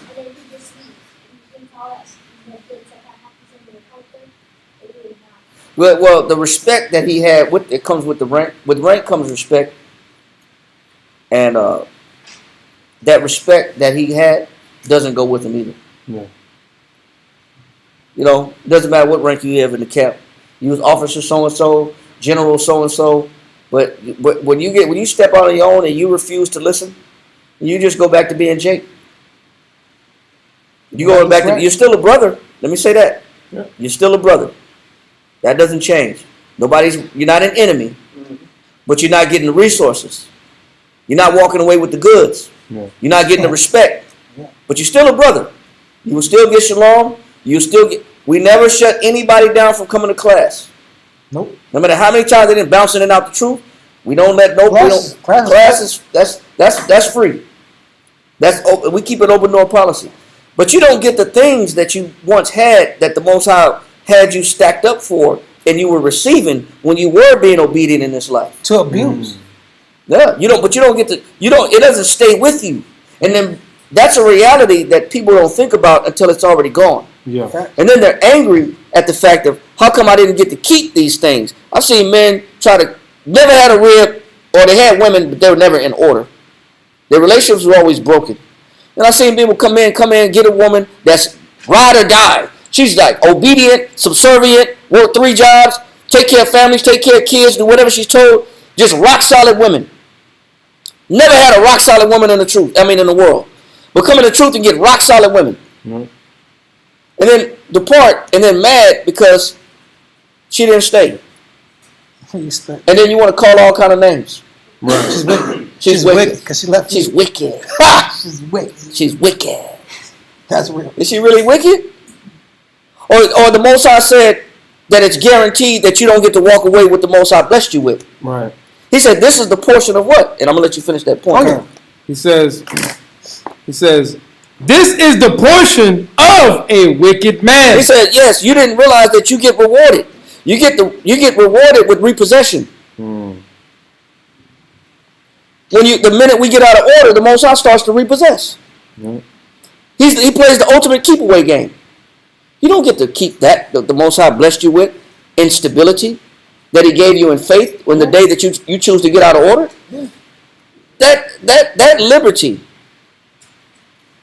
that benefit, those resources stay with Him. Wow. What you got? It says, read 29 again. Come.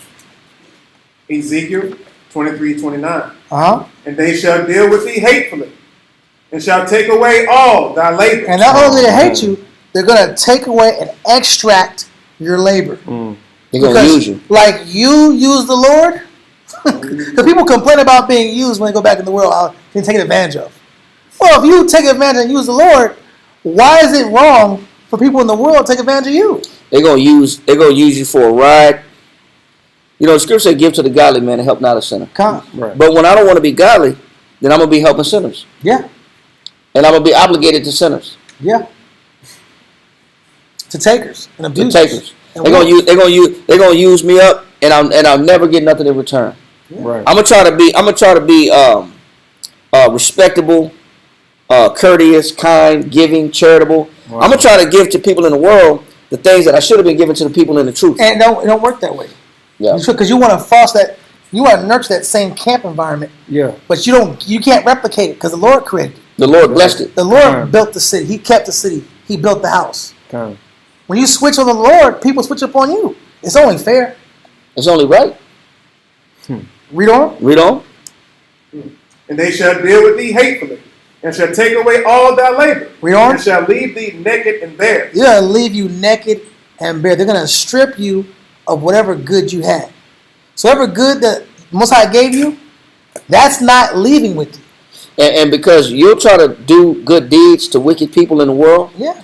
And the Most High said, do good to the godly man and thou shalt find a recompense. And if not from him, then from who? So only in the truth is it a win-win situation? Yeah. When I say win-win situation, meaning you could lose for a brother in the truth. And if a brother can't pay you back for something that you've done for him or his family, the Lord will pay you back. Yeah. So you can, essentially, you can't lose. It's a win-win situation. Regardless. Because if the brother can't return it back to you, the Most High will find a way to get it back because you chose to give it to a godly person. But when you give to the wicked in the world, there's no recourse, and there's no recompense and payback and honor system in the world. There's no rules. There's no honor among thieves. Yeah. So all the good that you do, it'll be a waste. Yep. Only in the truth is it a win-win situation when you stick your neck out for people. Only in the truth. That's the core principle that's taught. That's the core nature of Christ. Is brotherhood and honor and chastity and piety. Because the scriptures say, he that giveth to a poor man, give it to the Lord. Yeah. Lend to the Lord, yeah. So when I'm dealing with those that are in a camp-like setting that serve Christ, I can't lose serving Christ. Even if I stick my neck out for people, I can't lose. Most High always returns. But you just don't get that same bond, those same bonds. You don't get those same benefits in the world the day you decide to get rebellious and hard-headed and stiff-necked. Yes, sir. Proverbs 10:3. Go ahead. The Lord would not suffer the soul of the righteous to famish, but he casteth away the substance of the wicked. He said, but he casteth away the what? The substance of the wicked. So give me that verse 29 again, Karan. You almost done with that one? Almost done. I'll let you finish. Yeah. But let me get this last point, and I'll let you finish that. Okay. Job chapter 20 and verse 29. It says, this is the portion of a wicked man from the Most High. And who appoints this type of repossession? The Most High does. Read on. And the heritage appointed unto him by the Most High. And this is how it goes to everybody in the future that feels like I can come in the truth, be obedient, be elevated in life, and then be hard-headed and stubborn, and then take everything the Most High gave me while I was being elevated, and then walk away with it and ride off in the sunset. Never happened. The Most High said, no, you don't. It doesn't work that way. No, you cannot. What you got? Read the other half. Don't start from the top. Just read from and shall leave thee naked. Come, and shall leave thee naked and bare, and the nakedness of thy whoredoms shall be discovered. And the nakedness of thy whoredoms shall be discovered. Whoredom is talking about the exchange. Yeah. Exchanging. I'm giving things up in exchange. Right? I'm intimate with other gods in exchange for these benefits. I'm exchanging the Lord's chastity and piety and righteousness for carnal benefits. That's what whoredom is generally in Scripture when it comes to spiritual whoredom. Right? So it says, the nakedness of thy whoredom shall be what? Discovered. You're going to end up seeing that these exchanges you made, these transactions you made outside of God are going to leave you naked. You're going to be high and dry after these exchanges are done. Chose the wrong friends. Con. Remember, he said the ways are going to be slippery and dark and slippery. Yeah. So that means I chose the wrong friends. I took the wrong jobs. I moved to the wrong city. I put my kids in the wrong school. You don't have sound doctrine, sound judgment, and sound counsel. Again, the wrong examples to him. Yeah. Read. Both thy lewdness and thy whoredom. Read on. I would do these things unto thee, because thou hast gone a whoring after the heathen, and because thou art polluted with their idols. You're a whoring with the heathen, meaning you're dealing with outsiders. Because when you deal with Israel has borders. When you're going past the borders, you're dealing with outsiders. You're dealing with the examples of outsiders. So you're going to operate in outside examples. You're going to get outside outcomes and consequences. And you'll be outside. You build outside relationships. You got outside relationships. It always happens. We said it 1,000 times. Yep. They build these outside bonds, outside communities, and they get these outside connections. And then people say, we see you're a really good guy. You always quote the scriptures. People don't see that you're not living it. You're just quoting it. So you think, I'll be over here. The people see the good in me. They see the good in me until you completely extract yourself out the environment that was nurturing your soul and making you that son of the Most High. Now you're that what? You're that bastard. That was it. Yep. Great point. Great verse. Great scripture. Because it still proves the same point. The Most High is not letting anybody that have a Cain-like mind frame walk away with the goods. They don't get away with it. Isaiah chapter 59, verse 6. Isaiah chapter 59, verse 6. Their webs shall not become garments. So when we work, when somebody is crocheting, or somebody is stitching, or somebody is sewing, they're putting all this work, this detail, this tapestry. I'm putting patterns together. I'm putting material together. I'm putting leather together. I'm stitching things. Doing sewing work. Even if you got to take cotton from a raw point and then strew cotton to where you put it on a loom, and then you twist the cotton to where you make thread. From the time of taking cotton off the ground, putting it on a loom, creating the thread for it, weaving with it, sewing with it, that's a tedious process. He said, but there's a lot of detailed work that people will put into building themselves up. And a lot of people will go above and beyond and do a lot of detailed, focus-driven work that requires skill for the purpose of them, for it being a covering or a level of protection or a fallback or a safety or means of comfort.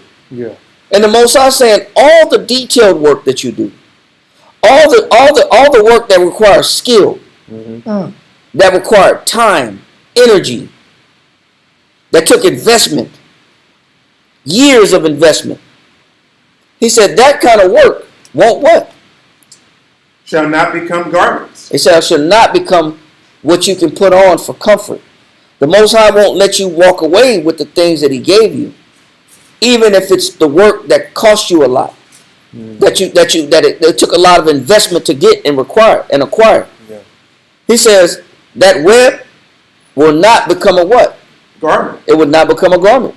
Read. Neither shall they cover themselves with their works. And neither shall they cover themselves with their work.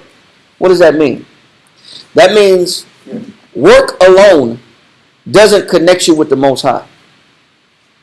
Because that's what a lot of people think. A lot of people think that my job will cover me and I'll be fine, or as long as I got a job, I'm okay. The Most High knows how to make people's works fruitless. Yeah. He knows how to make labors fruitless. Just work alone, just a job alone, doesn't connect you with the Father. Right. And that's what we think. Kind of. Well, if I put a lot of work into something, eventually something will give, and I'll get blessed I just need to find the right job. That's the thinking. Solid. I just need to rearrange my career, reevaluate myself, maybe go to school.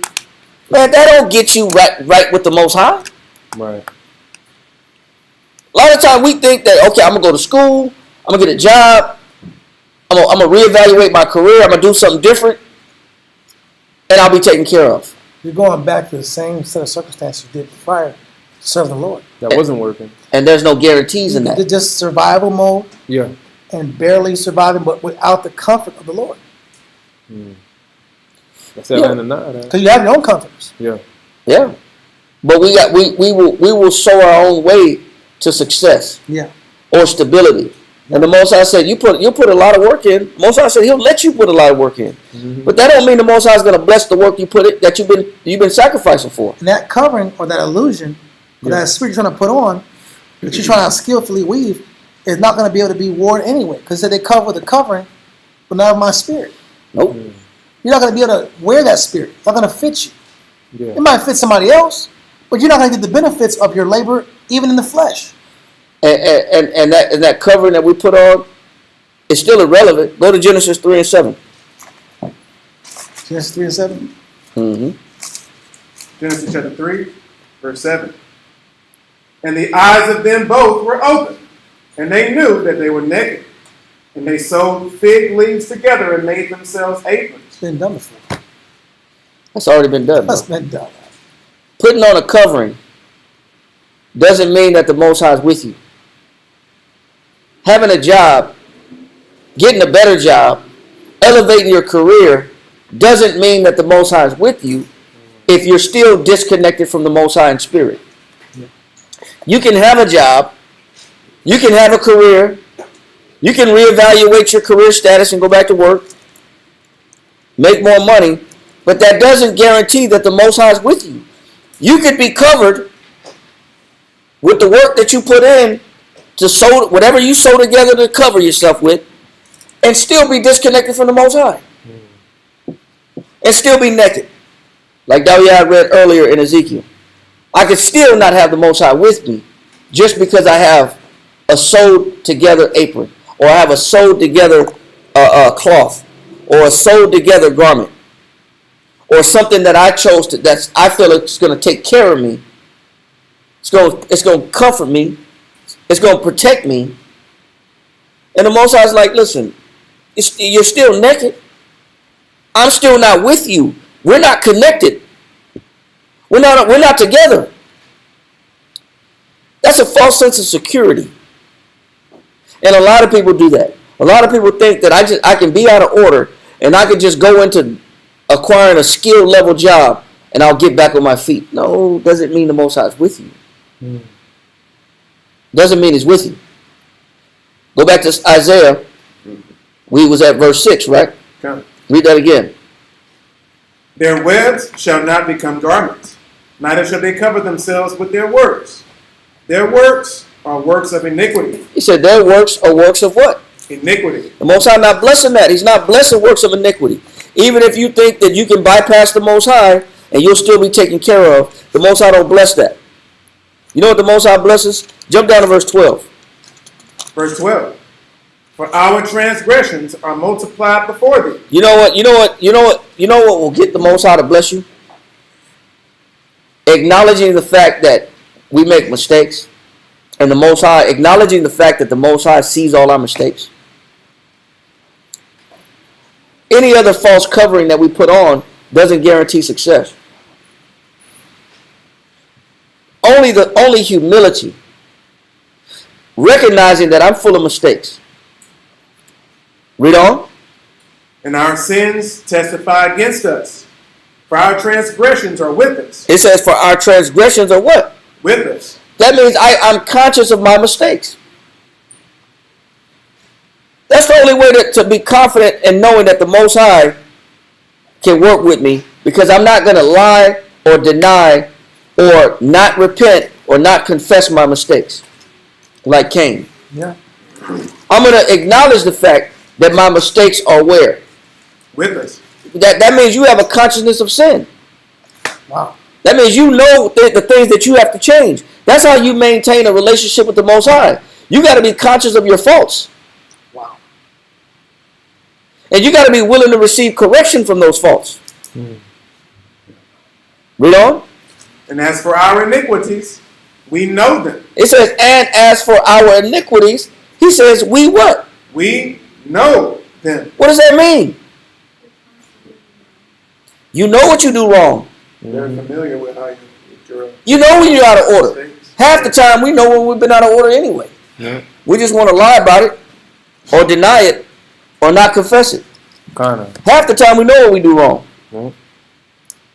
So it takes honesty. It takes confession. It takes a willingness to admit that I got problems. Then the Most High can work with us. Everything else, I'm still naked. Yeah. Read on. Verse 13. In transgressing and lying against the Most High. He says, in what? In transgressing and lying He against said, the but Most High. if we're not aware of our mistakes, if we're not willing to acknowledge our faults and to get right with the Most High, everything else we're living a what? We're living a lie. If I don't address my issues, I'm living a lie. Because I'm telling the Most High, you should still bless me, even though I'm not willing to address my issues. Yeah. Even though I'm not willing to see myself I don't want to see myself, but you should still bless me.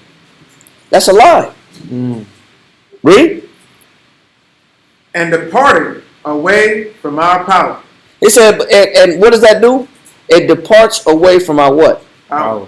So if I don't come clean with my mistakes, if I don't have a consciousness that I'm a sinner, and I'm not willing to hear what it takes to correct my sin, I make myself a bastard. I still make myself a bastard. Because I'm departing away from who? Our power. From the Most High. Read on. Speaking oppression But I'm still speaking oppression, and revolt. still treating people, talking crazy, talking reckless, still being disrespectful, out of order, still have no respect. But you think the Most High is going to bless you? You don't even realize you're becoming a bastard in His eyes. You're actually losing the Most High's covering. Yeah. You're actually losing His oversight and His providence. Read. Conceiving and uttering from the heart words of falsehood. It says conceiving and uttering words of the heart. He says what? Conceiving and uttering from the heart words of falsehood. Read on. And judgment is turned away backwards. He says, and judgment is turned away what? Backward. Go ahead. And justice standeth afar off. What does that mean? That means life at this point will always be at an imbalance. From this point on, in my life will never have stability at this point. Because the things that I chose not to acknowledge, not to fix, and not to address. So at this point on, from this point on, the Most High is actually departing from me. And now I'm going to start living a life of instability. There's no stability in this life. Now there's no guarantees. Now there's no consistency. Why is the Most High now starting to shake my life up? Because I don't want to address the elephant in the room. I got some problems and I need to fix them. And the Most High put these people around me to help me fix me with my problems. I like what you're saying, Sean Shawan, because the lie we tell ourselves, today's times we'll say life is life.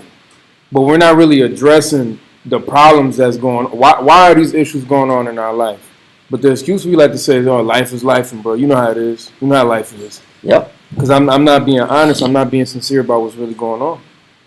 Not at all. And I'm not confessing. I'm not coming clean. Yeah. So what I'm doing is I'm actually causing the Most High to push me away, and I'm actually starting to look like a bastard in the eyes of the Most High.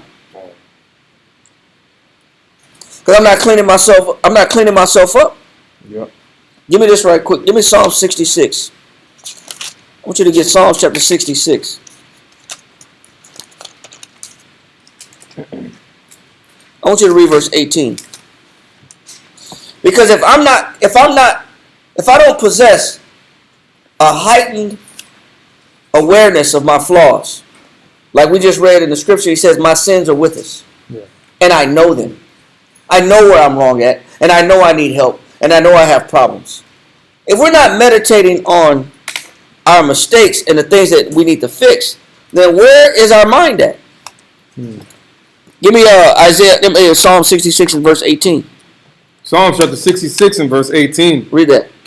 If I regard iniquity. It says, if I regard what? Iniquity. If my mind is not on confession, if my mind is not on forsaking sins, coming clean, purifying my thoughts, changing my behavior, changing my speech, converting the person that I am from a sinner, if my mind is not on changing, then my mind is on regarding what? It says iniquity. In my heart, Read it again. It says, if I regard iniquity. We got to understand what that means. When he says, if I regard iniquity, meaning, read verse 7. The seventh definition of that. Regard, yeah. Regard, point number 7. It says, to attend. It says, to attend to as something to influence our conduct. He says what? To attend to as something to influence our conduct. So if I'm not if I'm regarding iniquity, meaning if I'm holding on to iniquity, where my iniquity is starting to influence my conduct, that means if I'm not, my mind is not about changing. My mind is about holding on to something that is controlling my perspective. What is it that I'm regarding? How do I regard iniquity? Give me this fourth definition of regarding iniquity. Point number 4. It says to attend to as a thing that affects our interest or happiness. So I attend to iniquity because when I attend to iniquity, it affects my what? Interest or happiness. How is that possible? I'm going to explain it. Read on. It says to fix the mind on as a matter of importance. So that means that the things that I meditate on about the things that I don't like about people, I get a kick out of it. I get a little bit of gratification when I think about people and I have something slick to say about them. Or I secretly talk crazy. Yeah. Talking crazy makes me feel happy. Or having a negative outlook towards somebody. I humor myself when I have an evil outlook towards somebody. I humor myself. Yeah. I humor myself when I think evil. You get a kick out of it. I get a kick out of thinking evil. When I sit around and I meditate on, you know what, that's why that person busted their ass today. They slipped smooth off the truck talking shit. And they busted their ass. They busted their back. Look at him. Look at that fool. Look at this fool. Look at that fool today. Look at him. Look at that fool. He thought he was on a level. Yeah. I bet you didn't think he on a level now. Mm-hmm. You know what? He said, if I regard iniquity, meaning when we meditate on evil so much, well, you actually start to like the negative that you come up with. You start to enjoy and get a little bit of gratification by your wickedness. Wow. I kind of actually enjoy the thoughts that I come up with about the things that I don't like about people and how much I hate people and how much people get on my nerves and they get under my skin. And I can't stand this person. And I'm glad this happened to this person. I'm glad they're sick. They ain't coming today, they sick. Good for them. Good for me. I don't got to hear their mouth. Oh, you're a person. You're a person that likes to regard iniquity. Wow. You get stimulated out of iniquity. Yeah. Iniquity stimulates you. You get excitement out of it. Being evil stimulates you. You like being evil. You actually enjoy it. Wickedness serves a little bit of a purpose because as long as somebody's suffering and you can see it, it makes you feel better about yourself. Right. This is a person that regards iniquity. Wow. Iniquity is important to them because it's a little piece of happiness for them. Somebody else is suffering. Somebody else's situation not being equitable, fair. Somebody else falling on hard times. At least it wasn't better than me. I'm glad it wasn't me. What happened to you? You lost your check? Dummy. Hate to be you. Hate to be you. Sucks to be you. Yeah. Sucks to be you. What is this coming from?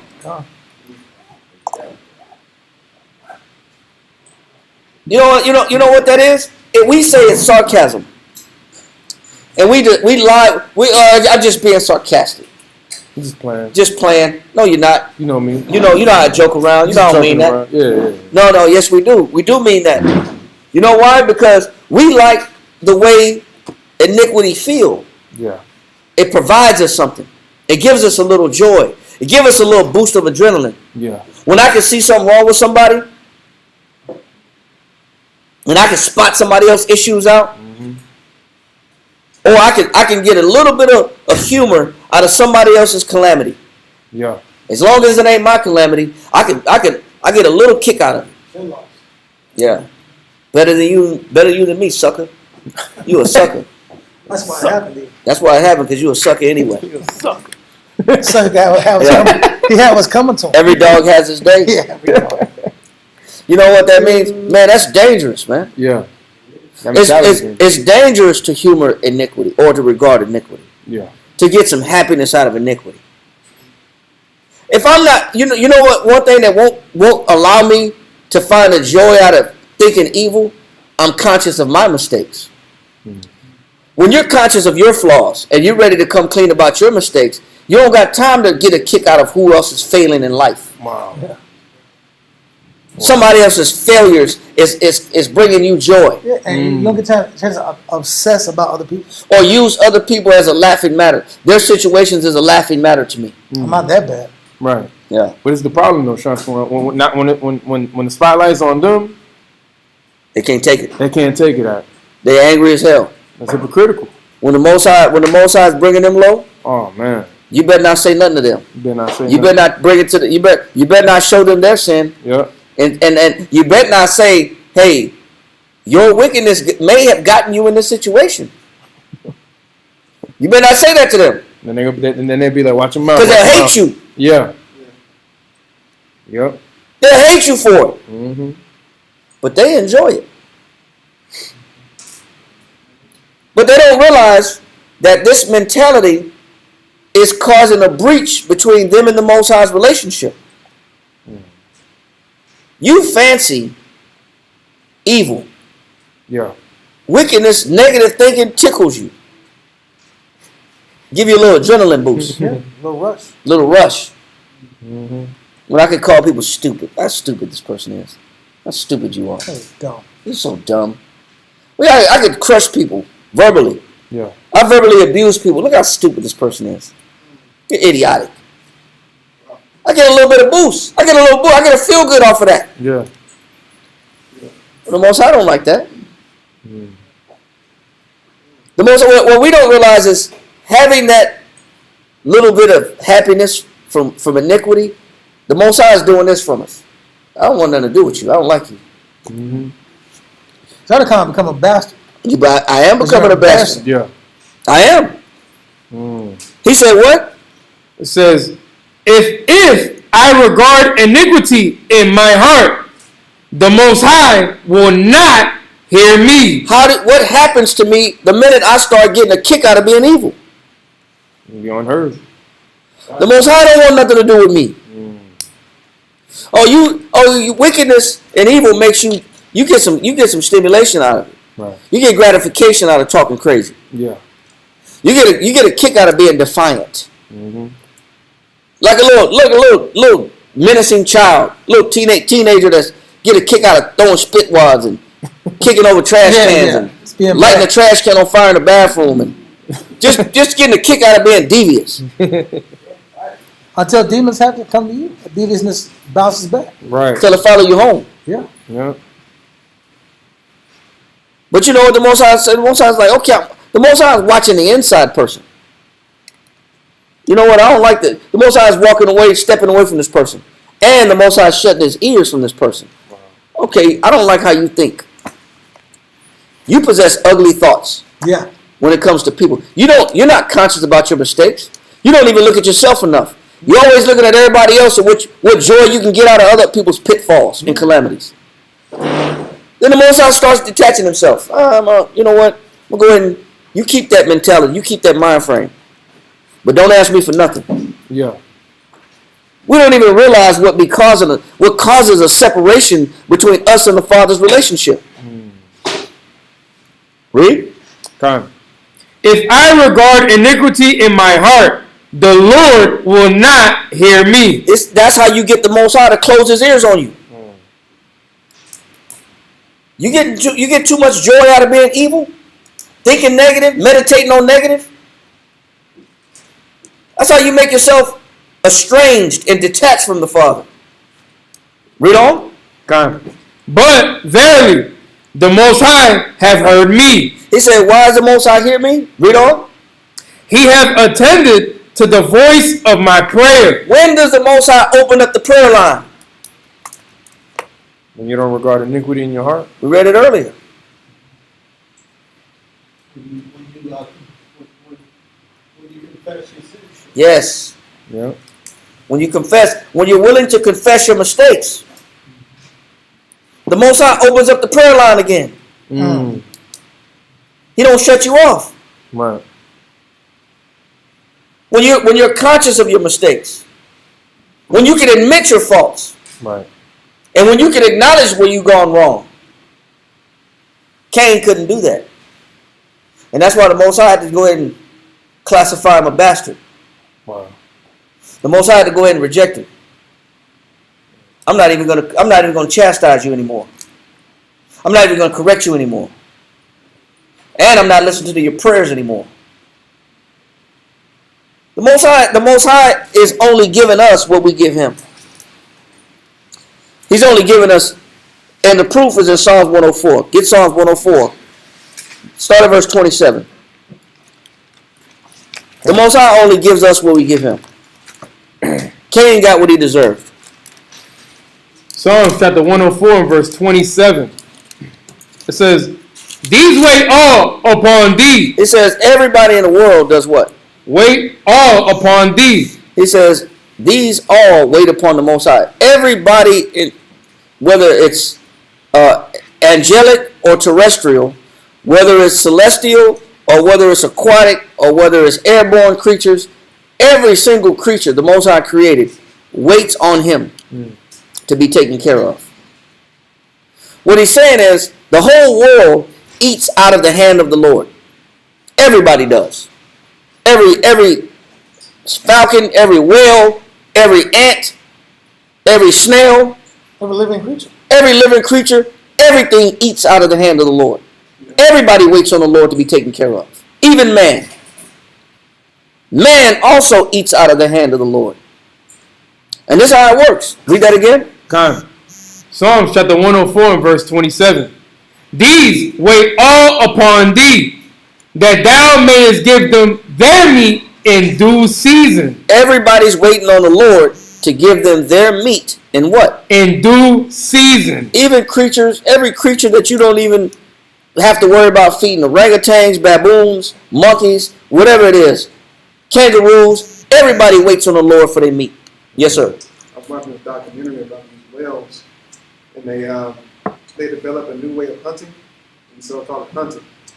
All they did was they swim to the surface of the ocean, and just open their mouth and just wait. They'll wait, and they'll wait, and they'll wait, and eventually fish will start jumping in the mouth. Yep. And they were saying that this is a new tactic of hunting. They were just waiting. Man, They were asking. you know, they open their mouth, being patient for their creator. Exactly. They were just waiting. And same with storks and herons. Herons will just sit at the edge of the creek, Yeah. and they'll just wait right there at the edge of the creek, and they'll just be hovering with their beak right over the creek. Yep. Crawfish coming through, fish coming through, little minnows, frogs, got them. They just wait. They just sit there and wait. Some birds, they open up their wings and they create a shadow so that when on a hot day, fish could come under the shadow. Wow. And they get all the fish That's crazy. under the shadow Fish of their is hot. wings. And the fish is hot. The fish is trying to look for shade. Right. And then all their food come to them. Wow. He said, this how life is. Everybody eats out of the hand of the Lord. Everybody has to wait on the Lord for his meat in due season. Everybody has to wait for the Most High to take care of him. Read on. Come. It says, verse 28, that thou givest them, they gather. He says, the Most High will give everyone their what? They're gathered. What does that mean?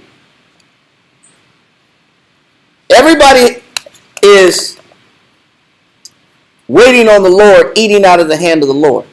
He says, but the Most High gives them their what?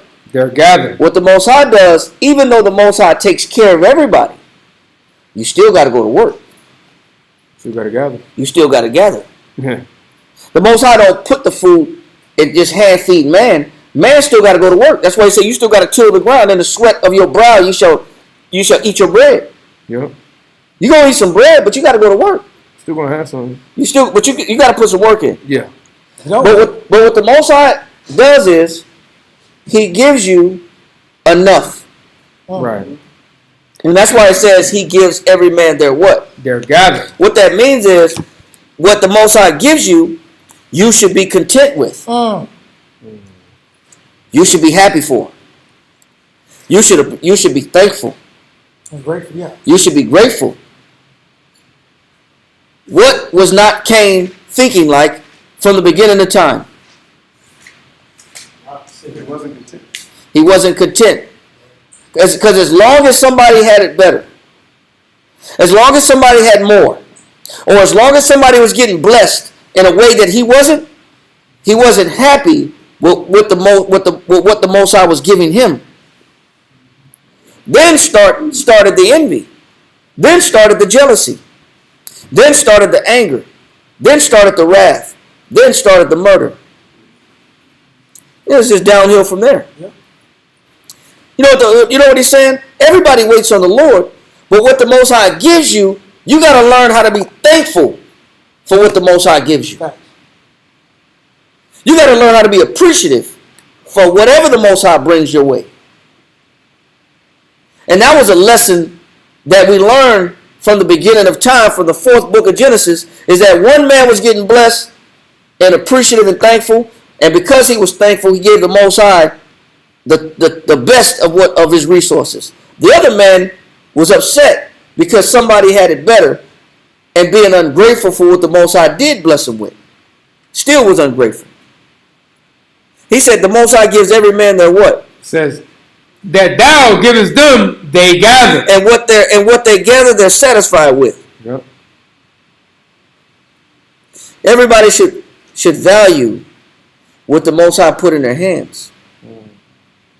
The day that you stop being thankful, the day that you stop being appreciative, is the day that your mind starts to turn negative. Regarding iniquity comes from a person who doesn't appreciate what the Most High has done for them. These are ungrateful people. Cain-like people that the Most High will eventually not hear their prayers is ungrateful people. Don't you know that Most High gives everybody their gather? Yeah. That means the Most High gives everybody just enough. I give you just enough for you to function today. I give you just enough to get through the week. I get you just enough to get through the day. I get you just enough to make it through this month. And every single day, you're supposed to be thankful and happy. But why isn't people happy? They're not content. Because they're not content. Because they despise what the Most High has given them. Kinda. And that's why they turn negative and sour. Yep. And that's how they become bastards in the spirit. Yeah. Because I'm always negative. Why are you always negative when the Most High gave you enough to be appreciative for and to be thankful for? God.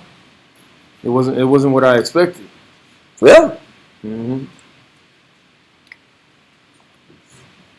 Matthew Henry says, they desire no more than what God sees fit for them. I don't want nothing else. Wow, man. I'm good with what the Most High give me. That means that whatever the Most High gave me that day, or that week or that month, is enough for me to still be happy about. I'm not complaining. I'm not complaining. I'm not wishing for better. I'm not comparing myself to other people around me. I'm not looking at who got more than I got, or I'm not wish I had it better. You know what having that thankfulness does? It keeps me connected to the Father. It keeps me content. Yeah. And as long as I'm connected to the Most High, you should always see a smile on my face.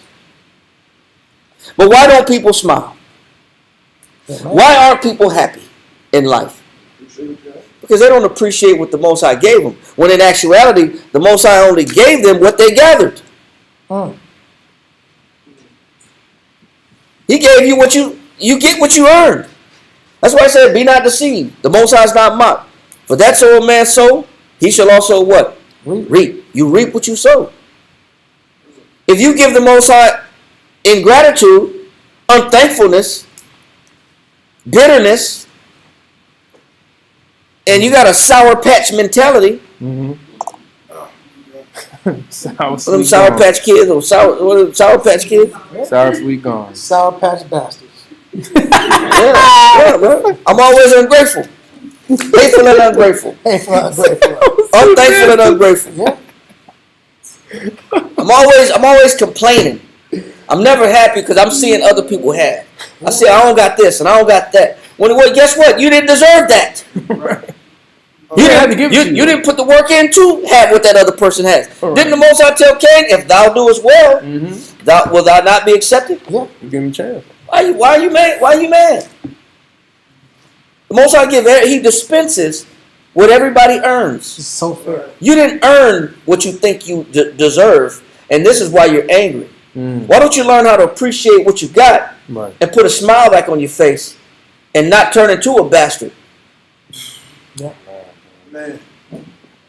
Wow. We don't think right. We don't understand what the Most High is doing with these stories that we're learning from the beginning of time. Yes, sir. I can't really word it right now, but it just shows how much we're like Cain, because we have these conversations every day.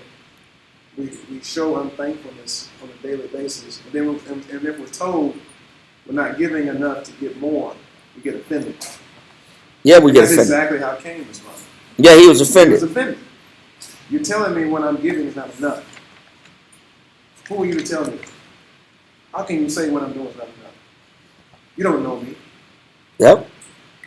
But where's the disconnection coming from? It's like the assessment of self is so, skewed. It's off. Yeah. Oh, I think I deserve more wow. than what I got. Because it's based on how I perceive myself, It's based on a lie. which is the lie. That is the lie. I think I deserve to have it better. And the truth is, Yeah. first of all, I don't appreciate what I do have. Yeah. And I'm not thankful for what the Most High has given me. Right. And then I'm complaining about it because I'm not content about it. And then I'm too busy looking at everybody else who got what I want or got what I don't have. And then I'm mad and my outlook towards the Most High has turned sour. Right. So what does the Most High do? When he's given, they're gathered. When he gives a person what they deserve, when you reap what you sow, what does the Most High do? Read. What you got? It says, I was gonna put it. Yeah, that we can come back to that. Okay. It says, Psalms 104 and verse 28, that thou givest them they gather. He said the Most High is fair. He's very equitable. Kind of. He'll give you he'll give you based upon the work you put in. You get blessed upon that level of work. If you didn't get greater outcome because you gave crappy input, you get out what you put in. We say we're trying though. Can't accept it. But we be mad that it don't add up. Why are we mad it don't add up? Because you ain't doing enough. Right. Probably because you don't confess enough. Yeah. Probably because you're ungrateful. Yeah. Probably because you're unthankful. Yeah. And you're never satisfied. If things are never good enough for you, Yeah. Ever. you always got a complaint. Because you can't see the Most High in a good light. Yep. You can't see that he's only dispensing what you're earning. If you put in more work, he'll give you more blessings. Right. Read. It says, thou openest thine hand. And the Most High does what? When he give you what you deserve. The Most High open his hand. Kind. You need to eat. I'm going to take care of you. Here you go. But you're only getting 2 pieces because you only put in 2 pieces worth of work. Yeah. You put in more work, I give you more. But I'm going to open my hand. Here you go. The Most High is doing this to all his creation. He's feeding his whole creation. Here, you need this? I'm going to take care of the animals. I'm going to take care of mankind. I'm going to take care of everybody. I'm going to take care of you, you, and you. But you know what? I can't give you what you don't deserve. Yeah. Right. And that's all that we read about in Cain. In Genesis chapter 4. A man wants what he don't deserve. He said the Most High said he opened up his hand and does what? He says, they are filled with good. And the Most High fill him up with what? With good. But what happens when the Most High is feeding me with good, Yeah. but I don't like it? I got a problem with it. It's not enough. It's not good enough. It's not what I asked for. It's not what I want. Yeah. I'm angry. I got a problem. I can never be satisfied. Read on. Kind. It says, thou hidest thy face. Then what does the Most High do? Hide his face. What does the Most High do with ungrateful people? Hide his face. Oh, what I give you is not good enough? Oh. Okay, no problem. Mm-hmm. Catch me later then. Deuces. I'll catch you later. Catch you on the flip side. Don't ask me for nothing. Yeah, because you don't appreciate it. What did we read in Genesis chapter 4, verse 14? Genesis chapter 4, verse 14. Behold, thou hast driven me out this day from the face of the earth, and from thy face shall I be hid. Why would the Most High hide his face from Cain? Because he's ungrateful. Because he don't appreciate what he was getting. Yeah. Too busy looking at what he don't have and what other people got. Never in a good spirit. Always bitter. Yeah. So what does the Most High do for bitter people? Hide his face. He hide his face from them. Don't ask me for nothing. You can't see the good in what I've been doing for you so far? Cool. Then don't ask me for nothing. Right. Yeah. Take it off. Don't ask me for nothing then. No problem. I'm not good enough for you. Don't come to me then. All right. You don't think the Most High, you don't think Cain made this mistake? Hey. This is a man-made mistake. I've been opening my hand, I've been feeding you, I've been taking care of you, and you never see the good in what I do. You always got a problem. I'm going to turn my face from you then. Feed yourself. Yeah. Take care of yourself then. Yeah. See how that goes. Figure it out. But depend on your own strength then. See how that goes. Right. Then the Most High, that now I'm making myself a what? A bastard. Yeah. Now I'm turning into a bastard in the eyes of the Most High because the Most High don't want to see me no more. Wow. He ain't checking me no more. He's not correcting me no more. He's not chastising me no more. He's not disciplining me no more. And because I don't appreciate what he's been giving me. He's opening his hand up. He's throwing out the good that I need. He's filling me with good, but I can't see the good. So you make the Most High turn on you. You couldn't see it when he was blessing. Wow. So Most High want nothing to do with you. I'm now a bastard in the eyes of the Most High because I just don't see the good. I don't value. I'm unthankful and I'm ungrateful for whatever he has given me. There's nothing that should keep me in a negative state of mind. Right. If I'm aware and if I'm conscious enough, if I'm appreciative enough, and if I can see that the Most High gives a person their gather, the Most High is honest about what I have. If I don't have the house or the situation or circumstance I want, because I ain't even giving the Most High enough. I haven't given enough spiritual work to get those things. I ain't put enough spiritually into the Most High. It's not through my fake assumption about what I deserve. That's a lie. Fake assumptions is what people tell themselves that they're worth. Yeah. Fake assumptions is what people tell themselves based upon their own perception of themselves and pride and ego, where they should be at in life and what their value is. Yep. It's conjecture. Yeah? That's fake assumption. That's a lie. What you're saying is the Most High is unjust then, and that he don't give you what you deserve. You're saying the Most High is an unjust father. Right. Yeah. That's not true. You always got something negative to say because you're an unthankful person. That's why you always got something negative to say. That's why there's always a complaint. Yeah. Because you can never see the good. That's why you're always mocking. That's why you're always regarding iniquity. That's why you're always getting a kick out of looking at other people fail. Because you're just an ungrateful person. So what the Most High do? He said what? He says, "Thou hidest thy face. They are troubled." He said, then the Most High said, then when the Most High decides to hide his face from us, then what condition are we in then? We'll be in trouble. You're in trouble, man. Big trouble. You're in big trouble. Now the Most High is saying whatever happens to you, happens to you. Whatever's out there's out there. And whatever comes your way, you be ready. Yeah. And deal with it. Yeah. You're alone now. Some people have the galls to want to brave those elements out. They have the gall. Well, they say that until they experience it. Then you'll be like Cain. My punishment is greater than I can bear. Exactly. It's just too much for me. Everybody think they Billy Badass until life start getting real. Yeah. They're all in their face. Huh? And alone. But where does it come from? It comes from being ungrateful. Yeah. Because you can't see the good at what the Most High is giving you and what he's doing for you. So you start complaining, start getting angry, and you start comparing yourself to people. Yeah. which begins the envy and the covetousness. Yeah. It's a snowball. And it's a snowball effect. Now you take it out on the people around you. 1 Thessalonians 4:8.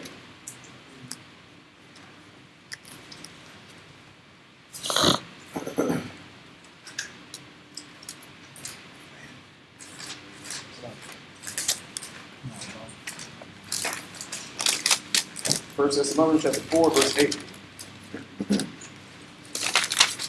He therefore that despiseth not man. So now he therefore that despises, I'm a hater of man because man has it better than me. That's why I hate man. Wow. Because they have an advantage over me. They have leverage over me. Can't stand that. They have opportunity better than mine. They have a lifestyle more pleasurable than mine. They have more liberty than I. I have access to advantages that I don't have access to. And I lust after advantage. I lust after quote unquote liberty. The idea of liberty. Liberty, position, Yeah. notoriety, Yeah. acknowledgement, Yeah. validation. But if you had those accesses, you would abuse it. Oh, of course. That's the funny part. First of all, the Most High wouldn't give it to you because he know you don't even appreciate what he gives you already. Yeah. So why would the Most High give something more and greater to somebody that's unappreciative already? They're already unthankful. They're already ungrateful. Why would the Most High overbless a person that's ungrateful? What does it say? He therefore that despiseth not man, but the Most High, Go ahead. who hath also given unto us his Holy Spirit. It says, he also given unto us what? His Holy Spirit. So the Most High gives each and every one of us his Holy Spirit. So why would I be mad at somebody else? Why would I take my anger out on somebody else who also has the Holy Spirit? That's crazy. Thou slayest thy own mother's son. Yeah. Wouldn't at this point now it should be a wake-up call that maybe the Most High is not suitable. I'm not doing enough that's suitable for him in order to have what this person has, or to be able to go where this person goes, or to be able to possess what this person possesses. Wouldn't it be a wake-up call to say, man, you know what? Maybe I need to have a greater connection with the Father. Why would I hate somebody else who got the Holy Spirit? I didn't create that other person. But what we do is we take out our anger on the fact that I'm just not doing enough for the Lord, and I'm rejecting what it takes. I'm rejecting what it takes to really get blessed by him. I just take it out on the people around me. And because we do this, we cause the Most High to turn from us. He turns off from us. Yeah. Last verse. Micah chapter 3, verse 4.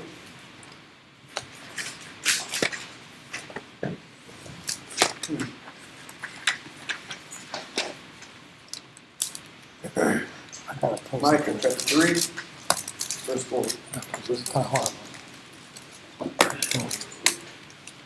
Then shall they cry unto the Most High. He said, then what? Then shall they cry unto the Most High. Go ahead. But he will not hear them. Then I'm going to cry to the Most High because I'm ungrateful, because I'm hateful.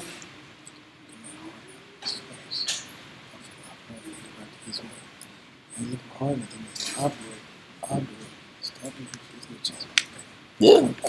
Okay. Bring it up. Yeah, bring it up. But he said what? Then shall they cry unto the Most High. He said, then shall they cry to the Most High. Go ahead. But he will not hear them. He said he would not what? Hear them. Why would the Most High not hear somebody? Man. Ungrateful. Because the Most High has already turned from this person. Because they're unthankful. And they take all their ingratitude out on people around them. Everybody around them has to suffer because you just can't see the good in your life. Because you hate your life. That's the real thing. I hate my life, so now everybody around me has to suffer. Everybody got to feel it. Because I don't get what I want. Because I'm not getting what I want. Well, how about I'm not doing enough to get what I want? How about I'm not confessing enough to get what I want? Wow. How about I'm not acknowledging my sin enough to get what I want? How about I'm not coming clean enough and cleaning my thoughts up enough to get what I want. The Most High, it's not that the Most High is unjust. Read on.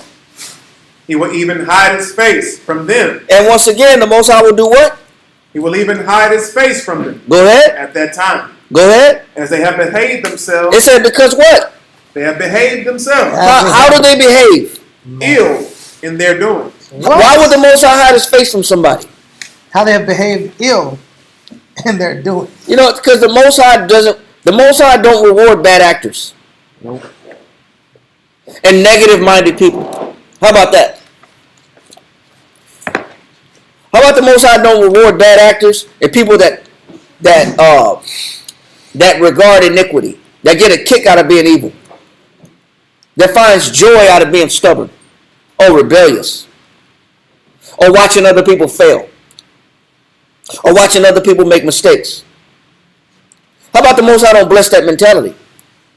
You never think about that, though. Nope. He's telling you why. The Bible is telling you why the Most High will hide his face from us and treat us like a bastard child. Because you don't behave right. You don't got adequate behavior to warrant a blessing or to warrant attention. Wow. It's like a child. You tell a child, man, go in your room. I don't want to see you right now. What's wrong? What did I do? What's wrong? Can I get a hug? No, you can't get a hug. I don't want to see you right now. But the Most High know how to deal with us in the spirit. I don't want to bless you right now. I don't want to hear your prayers right now. Because you're a bad actor. Read it again.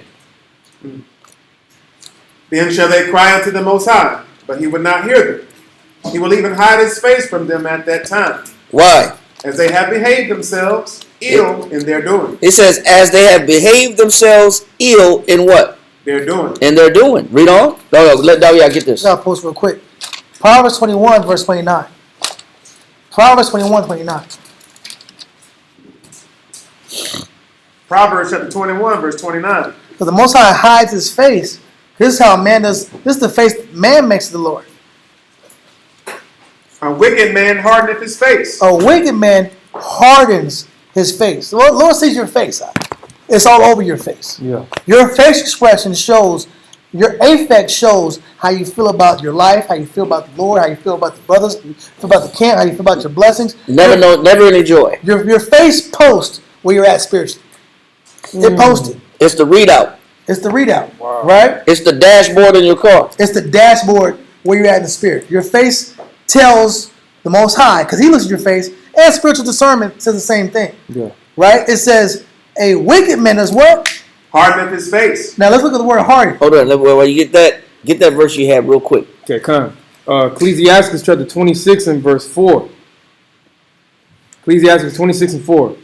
It says, whether a man be rich or poor, Yep.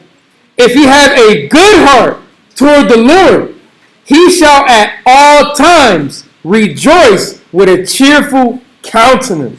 It says is his countenance money related? Wow, man. No. What controls a person's countenance? Is it job related? No. You know what controls a person's countenance? Mm-hmm. Where their mind is in proximity to the Lord. Yeah. How connected they are to the Lord. Mm. That's what controls your countenance. But I had to get that because Dawiyah brought this point out. Beautiful. Go ahead. Harden. Point 3. Harden. It says harden. Point number 3. Yeah. Come. Harden. Point number 3. It says to make obstinate. No, to confirm. Point 3. 3. No, that's 2. Tell them where's that.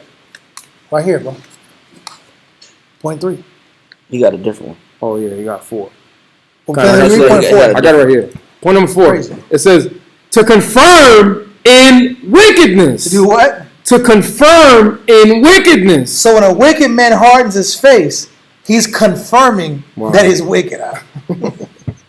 Right? Read on. It says opposition or enmity. So you're confirming that you're opposed to the Lord's instruction. Whatever the Lord's telling you, whatever you were told. Enmity means to be an enemy of. Yeah. Yeah, your heart, the hardening of your faith. You should have a joyful face when you receive the word of the Lord, Right. or correction, or counsel. No, It should in be life. kindness. In life. But Because a wicked person hardens their face in opposition or what? It says, or enmity, to make obdurate. To make obdurate. I'm like, what does obdurate mean? Which one you want? Brother, I say the picture, bro. Obdurate. I had to screenshot it. It was crazy, bro. Obdurate. Mm-hmm. It says hardening feelings. That's not what I'm looking for. Oh, I use obdurate right here. Obdurate. It means stubbornly refusing to change one's opinion, plan, or action, even when people try to persuade or reason with you.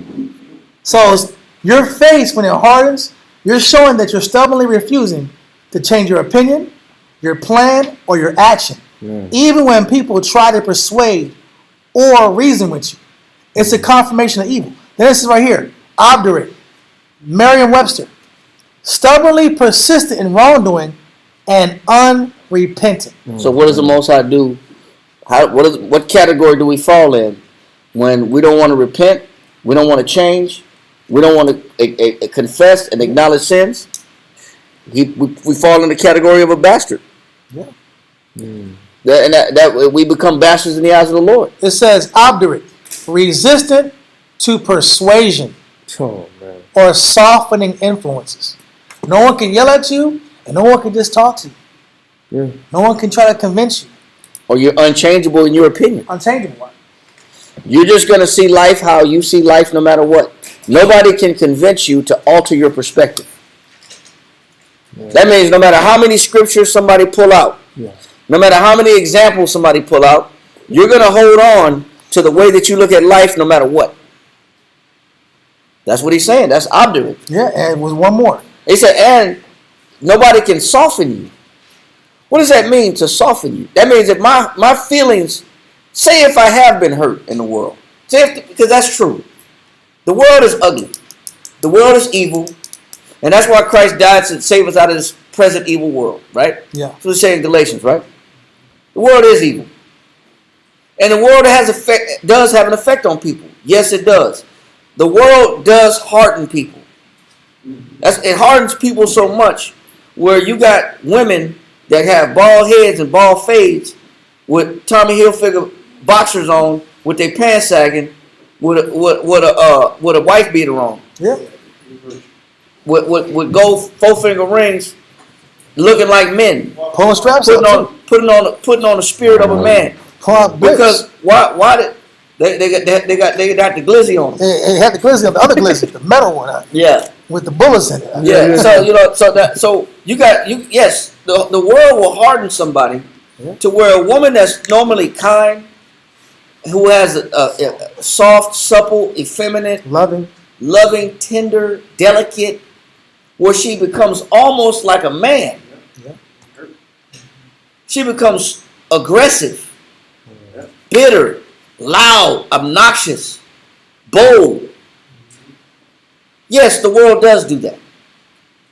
The world does harden people. But at least if somebody's trying to get the Bible into you, to soften you up, to take away the fact that you don't have to have the hard mind. Or you got men that don't trust nobody ever. Ever. Because they've been stabbed in the back by their closest associates.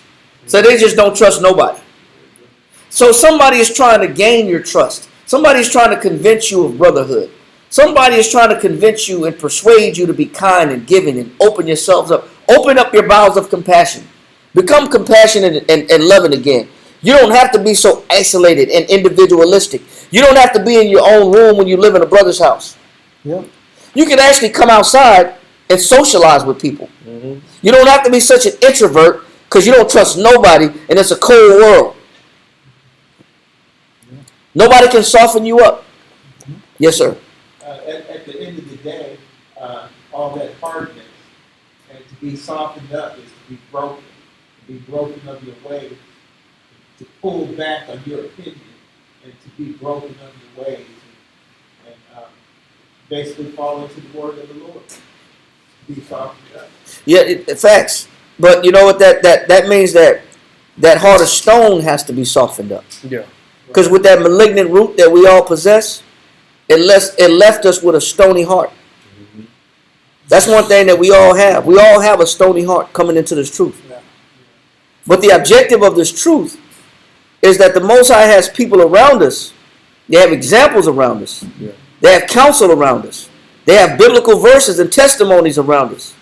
And there's living proof that people can be softened. They can trust again. Yeah. They can love again without fear. They can pull their guards down and let their guards down, and they can open themselves up to trusting somebody. Mm-hmm. Or they can believe in good again. Yeah. So a lot of people they don't believe in no good. His testimonies never come from just that. There's good here. And you know what? Because in the world I had to learn how to just walk by my solo dolo. Trust no one. Just me. Hey, and it gets harder. Yeah, it gets harder than that. Against you, what about me? You know? Yeah. So, yes, it is true. We do need to be softened. Right. But we got to let somebody soften us up.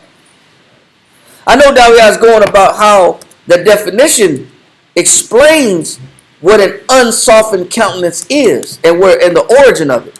The definition tells you that this person is unpersuadable. Yeah. They can't be persuaded. Right. They're confirming their wickedness. It said they confirm their wickedness. It's crazy. How do you spell that word? That's what that. No, obdurate. Yeah, obdurate. Obdurate.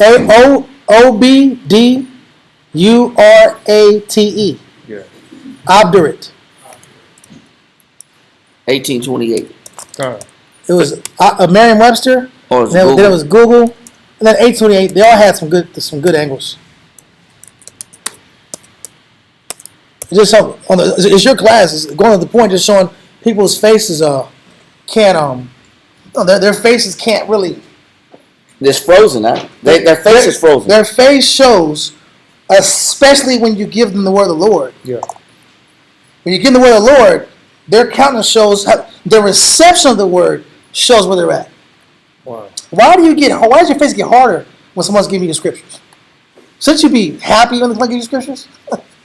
If I give you some money, would your face get hard? Well, it just Here you go. Here's $1,000. Right. I don't see that. But if a person pulls the word of God, and gives you the word of the Lord to save your soul and to make you be a better shepherd for your flock, or be a better sheep for your shepherds, or be a better child of God, and make the Lord happy, so that you can so you won't be a bastard like Sergeant Watt's teaching. Right. So you can be a son of God or a daughter of Zion. Why is your face like that? Mm. Because another definition of that is to harden in feelings. Yeah. Why are you hardening? I get being in the world and hardening. Yeah. Now I actually understand that. Why are you in the truth in your heart? Maybe that's just their lot. Because I'm still confirming my That's wickedness. just their lot? Maybe Or that's just their lot. 144,000. I'm hearing you do something. You don't found them, but then when something else ain't going like you say they want. but if I give you some money, you smile. Maybe that's just their You give brothers what they want. You give brothers an off day. You give brothers something for free. Give brothers some chicken. The brother smile, give them chicken. You get in the Bible, their face gets hard. What is this? we do a barbecue. We do a barbecue, and brothers got the best spirit ever. When you pull out, You tell them no work for a week, and we're doing a cookout every day. no work, brother smiling, cookout, brother smiling, baby, let's go take a walk. Sister smiling, let's go out there, let's go to the restaurant and get something to eat. Sister smiling, pull out the Bible, face is hard. What is this? their lot. Some people do good and some people Is that acceptable? It's not just the word of the Lord, though. they're just being It's a permanent construct Yeah. because it's an inability to see good. God. They don't say that. That's good. I can't see good. Good people. What else you got? Oh, that was that, bro. Okay, so finish that one more time in Micah chapter 3. God. 3 verse 4. And Micah chapter 3, verse 4. Then shall they cry unto the Most High, but he would not hear them. the Most High, the Most High will not hear them. Read. He will even hide his face from them at that time. He said he will even hide his face from them at that time. Why is that? We was in Isaiah 59 verse 6, but read verse 8. So nobody angry. So verse 6. Isaiah 59, Yeah. verse 8. Come. You know, we brothers be like this at the barbecue. They got the fingers that be moving like this. Yeah, yeah. Any more wings? Any more wings? What is Is there that? any more wings? Why does that happen? They got the fingers like this. Any more wings? Any more wings? Are all the wings gone? Are the wings All gone? the wings gone. Is there more mac and cheese? Yeah, mac and cheese. That is true, but every once in a while you catch somebody doing You see some gladness out Yeah. the soul of Oh, for real? Hebrews. That's It's really like it. Yeah, when somebody's heavy-handed with the portion, Oh yeah. like thank you, thank you, thank you, thank you. I appreciate that. I like this sister. She got a heavy hand. Yeah. She served heavy-handed plates. Yeah. Bless that sister. Yes. Yeah, yeah. Isaiah 59, What verse the 8. water? Yeah, that's right there. Verse 8. The way of peace they know not. They said why? Man. Why they always angry? The way of peace they know Because not. they don't know what peace look like. Oh, man. They don't value peace. He says the way of peace, they what? They know not. They don't know what peace is. They don't know how to be at peace. That's why they're always angry. They don't know what peace is. And I'm sure they'll have a reason why they don't know what peace is. But for whatever reason, they're ignorant of peace. They don't understand when the Most High is trying to make peace with a person. Read on. And there is no judgment in their going. It said, and there is no what? There is no judgment in their going. There's no rationality in the way they think. It's really ignorance, bro. Mm. That's why Christ said, forgive them, Father, for they know not what they do. It's really ignorance. People don't realize what's good for them. They don't understand what peace looks like. They don't understand what happiness is. They can't value goodness from the Lord. They're unthankful. They're ungrateful. They just don't know. Read on. They have made them crooked paths. It said they make for themselves what? Crooked paths. They just keep going on a what? Crooked paths. People make their own path crooked. Yeah. He says they make themselves for what? Crooked paths. Read on.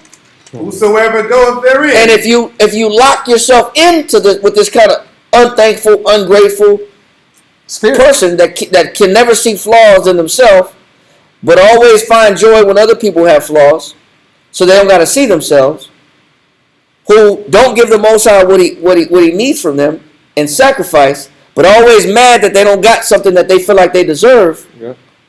He says when you tie yourself in with these individuals, read on, Whosoever goeth therein shall not know peace. you're not going to know peace either. Mm. Because they're not going to let you have no peace either.